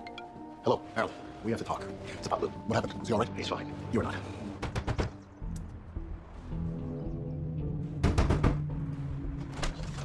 You agree to testify against me? You shouldn't be here. I would never sell you out. Never. I was planning to do jail time to protect you. 2 years. Now the DA won't offer me less than 5. Well, I'm sorry, but I wasn't prepared to go to jail, okay? I got 2 teenage boys who need their father. You should have thought about that before you altered the barrel of my service weapon. I did that to help you. I never asked you to. You made that decision on your own. You decided to tamper with evidence. You're my friend, and this breaks my heart. I mean, I've got a family I've got to look out for. So do I. And thanks to you, I'm not going to be able to. We broke into a mountain fortress for a box of homemade DVDs. That's it? That's all that was in the vault? What was recorded on them? There are a series of instructions recorded by Raymond for Elizabeth, and advice on how to run his empire after he died. A master class on how to become a criminal. And I think I signed up for a mixology class. Why would Reggie Cole steal him? I mean, what good did they do him? And where did he steal them from? Those are good questions, and Raymond can't answer a single one. Well, you all did good work on the mountain. Mr. Reddington got what he was after, and so did we. What did we get? Ellen Maggie, a blacklister. She's in holding right now. How? While you were all pulling off the heist, I dispatched a van with an IMS eye catcher to intercept any mobile phone traffic emanating from the mountain. Once the repair call went out to Maggie, it was just a matter of using her cell signal to track her location. So when you asked me to notify you that we were in the air... Yeah, that was the signal to move on the target. You should have notified me. I'm sorry, but I did not want to put you in Mr. Reddington's line of fire, any of you. It was my decision, and if there's fallout, I'll take the heat. Looks like the heat's here. Put him on speaker. You don't have to deal with this by yourself. Mr. Reddington, we had an agreement. We agreed. You wouldn't act on Helen unless I confirmed your intel. It wasn't exactly an agreement. It was more like an order. Which you disregarded. Yes, I did.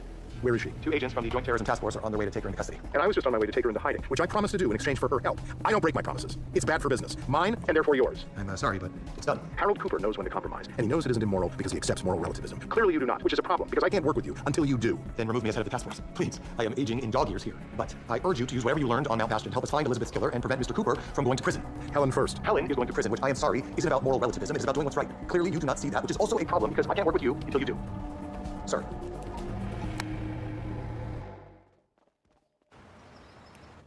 You don't have to knock.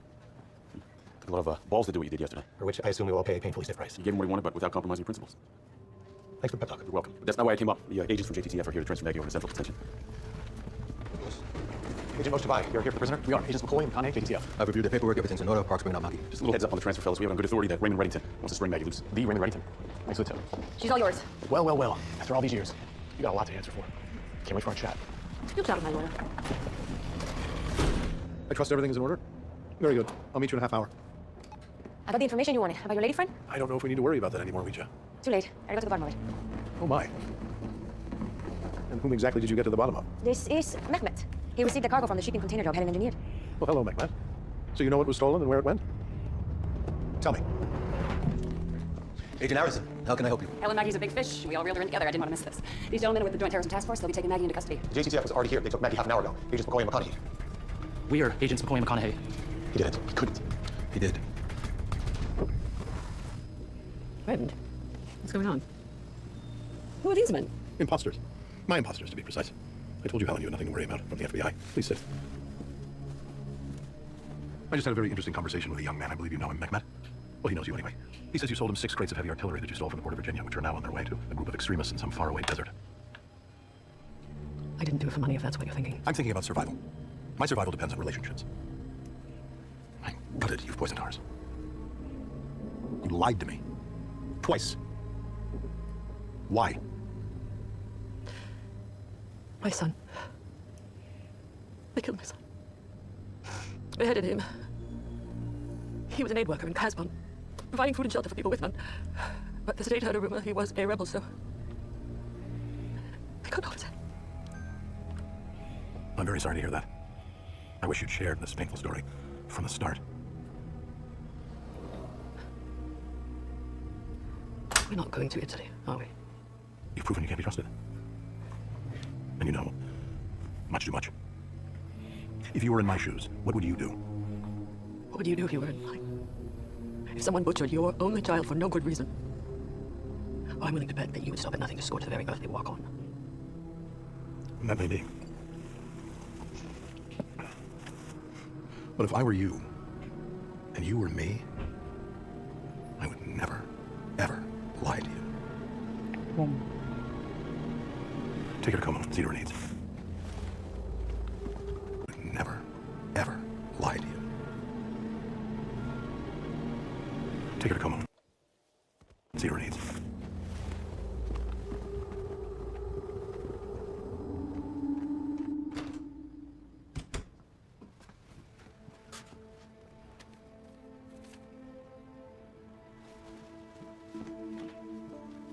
I need to talk to you, honey. Did I do something wrong? No. I did. I did something very wrong. I lied to a police detective. I thought I was doing it for a good reason, to protect my family from getting hurt. But I learned something. I learned there's never a good reason to tell a lie. Well, that's okay. At least you learned, right? That's what you always tell me. Well, the reason we teach children when they are children is because when you're an adult, there can be serious consequences for bad behavior. And now, I have to pay for mine. Really? In a Senate parking garage, you sent two guys to give me a lift? You're the fox in the henhouse, and I'm the sheepdog, which is not a good look. Harold is scheduled for sentencing this afternoon. He's pleading to 5 years he doesn't deserve. I'd help him if I could. If ifs and buts were candy and nuts, oh, what a Christmas we'd have. You're not a sheepdog, Cynthia. You're Santa Claus, and you're not going to give Harold coal. Harold is clenched firmly in the jaws of the legal system. There is no path forward here but to let it play out. Now, if you don't mind, I'll just be going. Otherwise, illegal activity. Excuse me? A federal agent, usually undercover, fills out an application that, when approved, authorizes him or her to bend laws with almost no judicial review or oversight, all to catch a criminal. Harold was operating with no such authorization. But he was chasing a killer who murdered Doug Coster and framed Harold to gain leverage over him. How hard could it be to backdate one of those fancy forms to explain his actions? As a member of the Senate Judiciary Committee, I won't participate in a cover-up. If Harold had nothing to hide, he shouldn't have hidden. Agreed, but he did. Cynthia, to spare our loved ones from pain and to get to the truth, who among us wouldn't abandon a few of our firmest principles, like rats from a sinking ship? I'm sorry you have such a dark view of humanity, Raymond, but not all of us would compromise our ethics so willingly. Is that a fact? You seem ill at ease. Yes, well, there's a line I have studiously avoided crossing in my career, until now. That terrible sound came from a woman you brought to me 2 weeks ago to interrogate for information. You recorded that? She'd harmed your daughter-in-law, who was harming your granddaughter. I wonder how that recording would play for your Judiciary Committee. I thought you were trying to help me. I did help you. And now you can help me. Or Harold, to be precise. You son of a bitch. Okay, but then again, you didn't know my father. It's time. It'll be okay. I'm not gonna let you go. You don't have to. I'm never gonna let go of you. But you do have to let me leave. I'll see who that is. You get your things, and then we'll go. I'm gonna call you every day, okay? I'm not going to let you go. Never. Cynthia, what do you want? Reddington paid me a visit today. It's all the same to you. I really don't want to hear about Reddington right now. Oh, I think you're gonna want to hear this. What are you doing here? We were just on our way to your sentencing hearing. Senator Baker got it postponed 1 month to allow me time to finish investigating. Why did the senator change her mind? I don't have the details, but I know Reddington got involved. Does that mean you're back? Please tell me you're back. I'm back. You're back. You're back. Oh, Mr. Cooper. Mr. Cooper's back. I could kiss you. You know what? I will kiss you. You don't understand. The office, the title, the headaches, they are all yours. I tried to make you proud. I stood up to Mr. Reddington. I showed the courage of my convictions. And then he sent 2 fake JTF agents who trampled all over them. My convictions and me. I'm sorry to disappoint you, but I'm back only as an agent. Unless and until we can figure out who set me up. You're still the boss. Okay, but you can just tell me what to do and I'll pretend I'll see what to plug in. Now, I just need to show results. Don't worry. This time, we won't be working alone. We're gonna find you, blackmailer. All of us.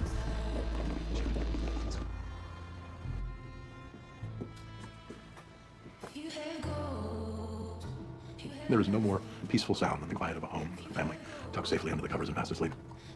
I envy you, Harold. I'm not sure how safe anyone is with you in the house. Nonsense. I'm a guardian angel and an angel of death all rolled into one fiercely protective package. Thank you for the look I saw on Agnes's face when I told her. Now we have a month to figure this out. I came here tonight to tell you that from now on I won't be working with the rest of the task force on this case or any other. Around.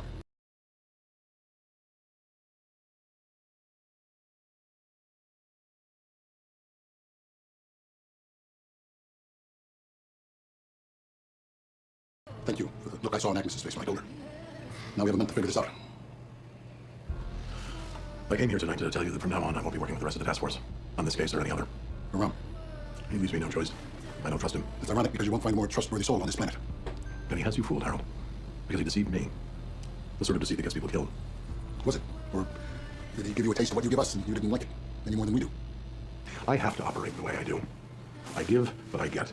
And 9 times out of 10, my get is the very thing that enables me to give you what you need. And as I explained to Aram today, that's why we need to trust you, even when you're not forthcoming with us.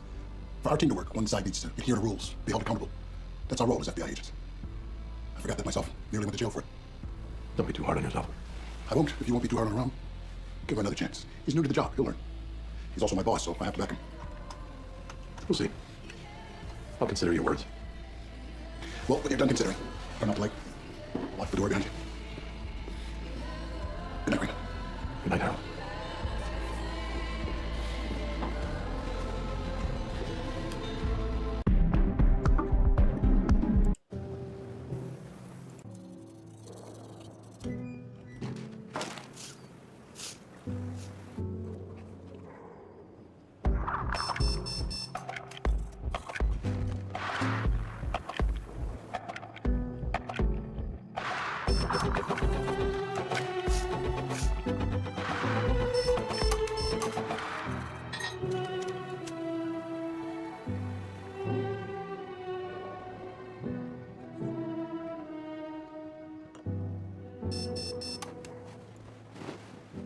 What was the protocol, Costa? Raymond, how? The last time I saw you, you said you were going to meet your fate. You may very well be about to meet yours. I don't understand. Neither do I. Which is why I'm here. The plan. I want to hear from your lips how the plan was supposed to work. To begin with, you were supposed to die.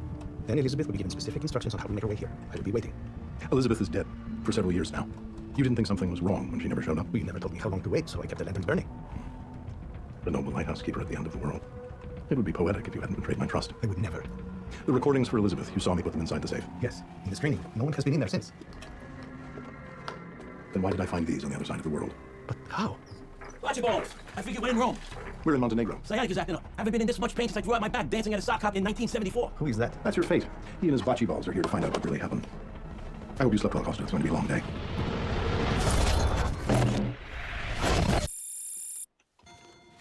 Good morning, Director. Good morning, Director, sir. I'm Agent Mojtabai. I'm Mr. Mojtabai. No, okay. I'm Aram. I forgot how to do this.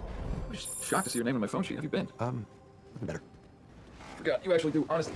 Well, the last couple months haven't been the best. Things didn't quite work out at the Bureau. I'm sorry to hear it. The task force I was on got shut down because of the death of a colleague, and I just couldn't find my passion anymore. I mean, I'm sorry to hear you say it to me. I mean, I remember, but commiseration's not my strong suit. I mean, for being honest. Oh, I remember. In fact, Nick, that's why I'm here. Because what I remember is that you are completely selfish. And this is $1 million idea. Okay.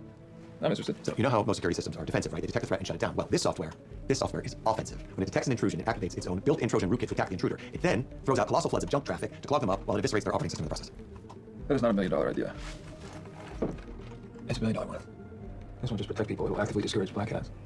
It'll revolutionize tech security. Right? That is what I was going for, but I have no idea how to turn my idea into a business, which is why I'm here. Of course, if you're too busy or need some time to think about it. I am too busy, and I've already thought about it. I'm in.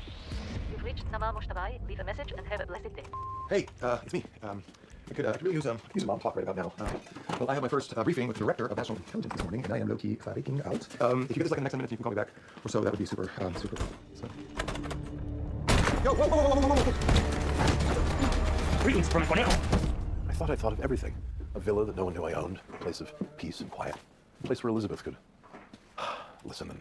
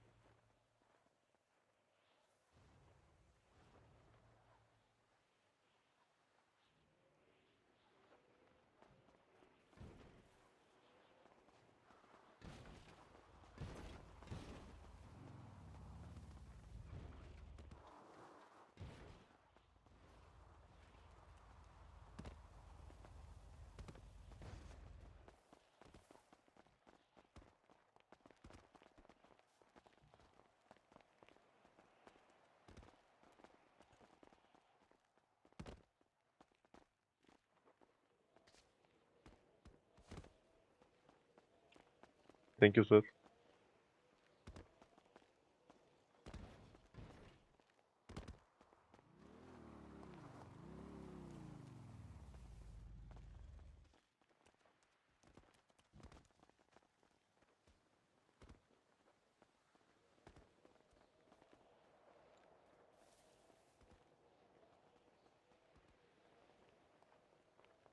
Hello.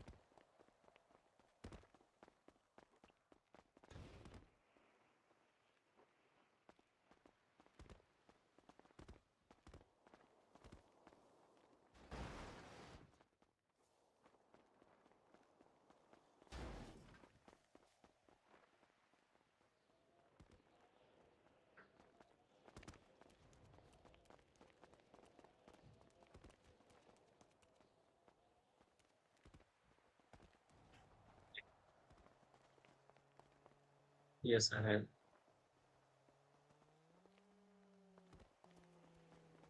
Come here. Who want my sweet?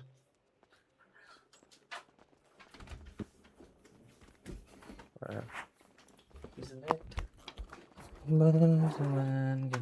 Prepare. She was to retrieve the box, sit right here, and learn the business. From you. I put all of it into these recordings, every bit of it. I knew I wouldn't be there to help her, but I thought perhaps my words could. They would provide whatever might be needed. And Costa's job was to wait for her. And to bring her here when she arrived, so she could open the safe. The safe is one of a kind. I had it constructed in Switzerland to my specifications. 2 thumbprints in the world could open it. Mine and/or Elizabeth's. And you put this box inside of it? Yes. And a few days ago, I found it in a dead cop's vault, 5,000 miles away from here.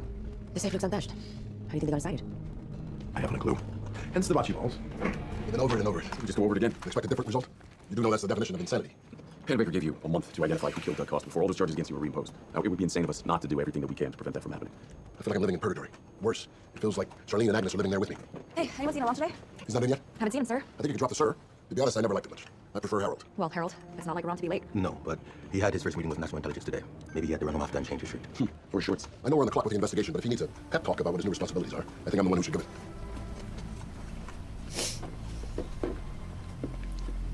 Mrs. Mushroom.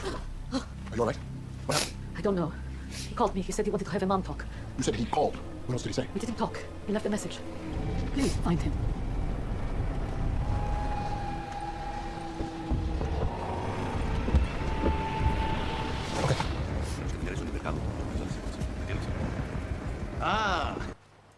Ya mochta.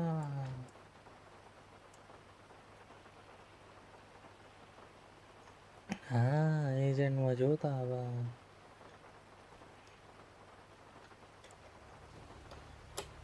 Cheers, भाई लोग. Cheers. Check करनी पड़ेगी. ये भी एक Gen Z है. एक प्रकार की नस्लें हैं, उसमें एक नस्ल ये भी है. दोस्तों, साथियों, मित्रों, भाइयों और बहनों, आप दस चढ़ने में हार्दिक स्वागत. चढ़ने पे चर्चा में आपका बहुत-बहुत स्वागत है. और बस म्यूजिक. Cheers.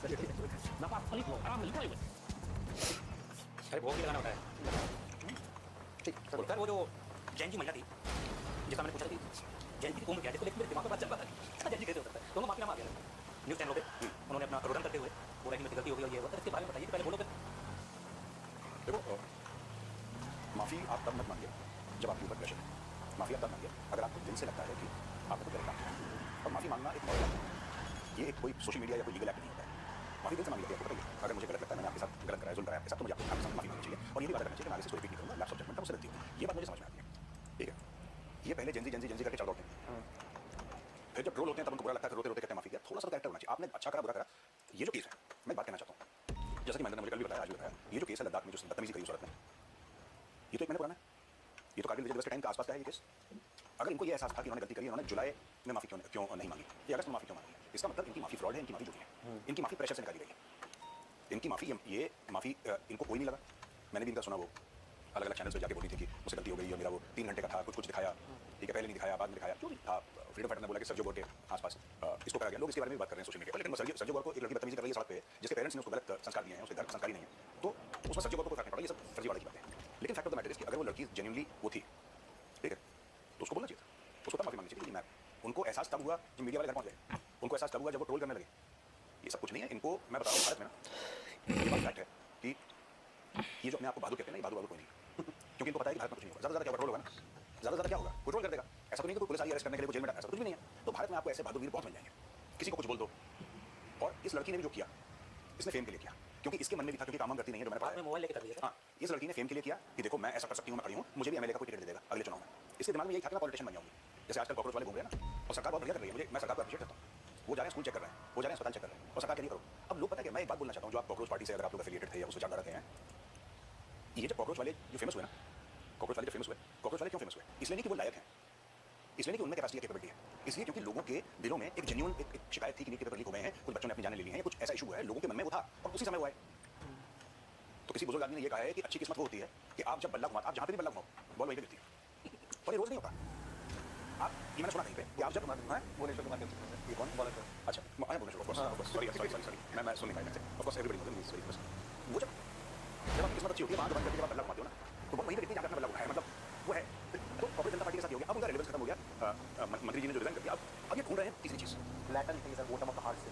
आप कहीं से भी लेटर लिखो, कुछ नहीं हो रहा है, ये लेटर हाँ लेटर लिख सकते हैं लोग, कोई बात नहीं। एक आखिरी चीज मैं बताता हूँ, फिर मूव टू पार्ट 2। बड़ी इंटरेस्टिंग बात है यार कि आपने देखा अन्ना हजारे का मूवमेंट जो तब हुआ था जब मनमोहन सिंह जी प्रधानमंत्री थे, उसके बाद अन्ना हजारे का कोई मूवमेंट सक्सेसफुल हुआ दिल्ली में? उसके बाद भी आए, कई बार आ चुके हैं वो, 2-3 बार आ चुके हैं दिल्ली, ऐसी बात नहीं है। जितना मुझे पता है, हो सकता है और आया हूं, मुझे नहीं पता, जितना पता है बोल रहा हूं, नहीं होता ये मूवमेंट तभी सक्सेसफुल होती है। और ये जो स्टूडेंट्स का जो स्टूडेंट्स की जो शिकायत थी, जेन्युइन थी, शिकायत कोई गलत नहीं, पेपर लीक नहीं होना चाहिए, जेन्युइन शिकायत है। तो जेन्युइन शिकायत थी, इन्होंने बोला हम कराएंगे, चलो हो गया। अब ये सोच रहे हैं कि उसी को लेके आप 10 काम और करवाएंगे, स्कूल दिखाओ अपने, प्रिंसिपल कहां है, कुछ नहीं होगा। आप सक्सेसफुल तभी होते हैं जब भीड़ आपके पीछे खड़ी होती है, जब भीड़ आपके पीछे नहीं खड़ी होती, आप कुछ नहीं कर सकते, आप कुछ नहीं कर सकते। मुझे लोग इतना बोलते हैं कि आपके करोड़ों लोग वीडियो एक महीने में देखते हैं, मुझे बोलते हैं लोग कि आपके वीडियो जो है, आप करोड़ों लोग एक महीने में आपके वीडियो देखते हैं अलग अलग प्लेटफॉर्म पर। आप एक काम करिए, आप पार्टी ज्वाइन करिए, कोई एक्स पार्टी में नाम नहीं होगा, आप पार्टी ज्वाइन करिए, ठीक है, चुप रहो, पार्टी ज्वाइन करिए। मुझे पता है यार, मैं एक बार पता है क्लास में हमारे इलेक्शन हुआ, क्लास मॉनिटर का इलेक्शन हुआ, क्लास मॉनिटर के इलेक्शन में 3 लोग खड़े हुए थे, मैं थर्ड आया था। तो ये मेरा इलेक्शन का ट्रैक रिकॉर्ड है। कौन पागल का बच्चा मुझे बोलेगा कि तू आगे एमएलए एमपी बन जा, हम क्लास मॉनिटर का इलेक्शन नहीं जीत पा रहे हैं। खैर सर, अमेरिका के डिफेंस ऑफ वॉर अरे सेक्रेटरी ऑफ वॉर का नाम बीटेक से है, और बाकी मुझे इतिहास बहुत अच्छा है, वो भी आर्मी से रिटायर्ड होकर उन्होंने भी दुनिया में अच्छा। तुम ये फालतू बात मत करो, ठीक है ना? गलत बोला, राम को गलत बोला, ये बात अपने अपने ऊपर दाते हो, राम को कोई इंटरेस्ट नहीं है। हाँ जो बोला नहीं, सही बोला नहीं, हमारी बात में राम ने झुकी थी। राम कहता है पीठ का नाम रमेश है, रमेश कुमार का नाम, वो आरा से बिलोंग करता है, कहानी खत्म कर। भाई की बात में फैक्ट था कि नहीं, पर फैक्ट जरूर हां आगे वेल सॉरी मेरे को तो फिर माफी मांगेगा सर, मुझे तो नफरत ही होने लगी जेन जी अगर कोई बोल देना मेरे आगे सर। लेकिन सर एक बहुत प्यारा सा वीडियो आया इंस्टाग्राम पे, और एक जेन अल्फा का वीडियो, जब ये जेन जी कर रहे हैं तो मैं जेन अल्फा स्पेशली मेंशन कर रहा हूं। एक 6 साल की बच्ची अरुणाचल प्रदेश की, कांगा टिंगल गुरु नाम है उसका, वीडियो बनाती कहती कि भैया ने मुझे चाइनीज कहा, मुझे चाइनीज मत कहो, हम इंडिया है, हम इंडियन है, मतलब उसका वही बात है कि हम इंडियन है, चाइनीज कहोगे तो मुझे मैं गुस्सा होगा। सर ये बच्ची छोटी सी, बट दिस इज वेरी वो सर, और ये बहुत पिछले कुछ टाइम ऐसे वीडियोस, ये दिल्ली में ज्यादा खुली है, मैं बता रहा हूं, ये दिल्ली में ना ज्यादा खुली है, जो भी नॉर्थ ईस्ट आएगा उसके साथ गलत व्यवहार करना। और मैं आपको बता रहा हूं, मैं तो पला बड़ा नॉर्थ ईस्ट में, मैं शिलांग में पढ़ा हूं और मिजोरम में भी। मिजो में पता है कैसे बोलते हैं parents teachers, parent teacher meeting में उनकी जो लैंग्वेज है उसमें कैसे नूले पाले जिते तुले, मुझे नहीं पता है, आई थिंक पेरेंट्स टीचर्स नूले पाले मदर फादर पाले जिते तुले, समथिंग लाइक दैट। और मैं आइजॉल में हमारा घर हुआ करता था, एक मैकडॉनल्ड हिल है, मैकडॉनल्ड हिल में, तो हमें नहीं पता कि मैकडॉनल्ड को बर्गर बनाता होगा, तो एक ज़ेमाबॉक है एक जगह, एक मैकडॉनल्ड हिल है, एक बाजार है वहाँ पे, खटला बाजार। तो मैं पढ़ा भी शिलांग में हूँ, सेंट एडमंड्स शिलांग में। I don't know why a daughter of India has to say that don't call me Chinese. You see, this is a mental illness that a lot of people have. You know, they're proud Indians and they're very fine people. मैं आपको एक बात बताऊं, मैं generic कभी ऐसा नहीं बोलता कि ये लोग ऐसे होते हैं और ये लोग वैसे होते हैं, ऐसा सच नहीं। But if you really want to see very very genuine people and nice people, you should go to the northeast. They're very good people, they're very nice people. बहुत अच्छे लोग हैं वहाँ पे। और मैं किसी की तारीफ करने के लिए मुझे कौन सा इलेक्शन खड़ा होना है नॉर्थ ईस्ट। मैं तो एक बात बोल रहा हूँ कि मैं उनके बीच में पला बड़ा हूँ, इसलिए मुझे याद है गुवाहाटी, लंदन गुवाहाटी, ठीक है, लंदन गुवाहाटी, शिलांग, थोड़ा सा रोड है। मेरी बचपन की यादें जुड़ी हैं, इतने अच्छे लोग हैं नॉर्थ ईस्ट के, मैं बताऊँ पहले, they're so sweet, they're so nice. दसो हॉस्पिटल इतने साफ दिल के लोग हैं, आपको पता चोरियां नहीं होती, बहुत कम ना के बराबर चोरियां नॉर्थ ईस्ट में नहीं करते लोग, बहुत अच्छे लोग हैं, मतलब you very very safe in the north east. आप कभी जाओगे ना नॉर्थ ईस्ट, आप हाँ हाँ ये फ्री में खिलाते हैं, ये याद है लगे एक वीडियो क्या करता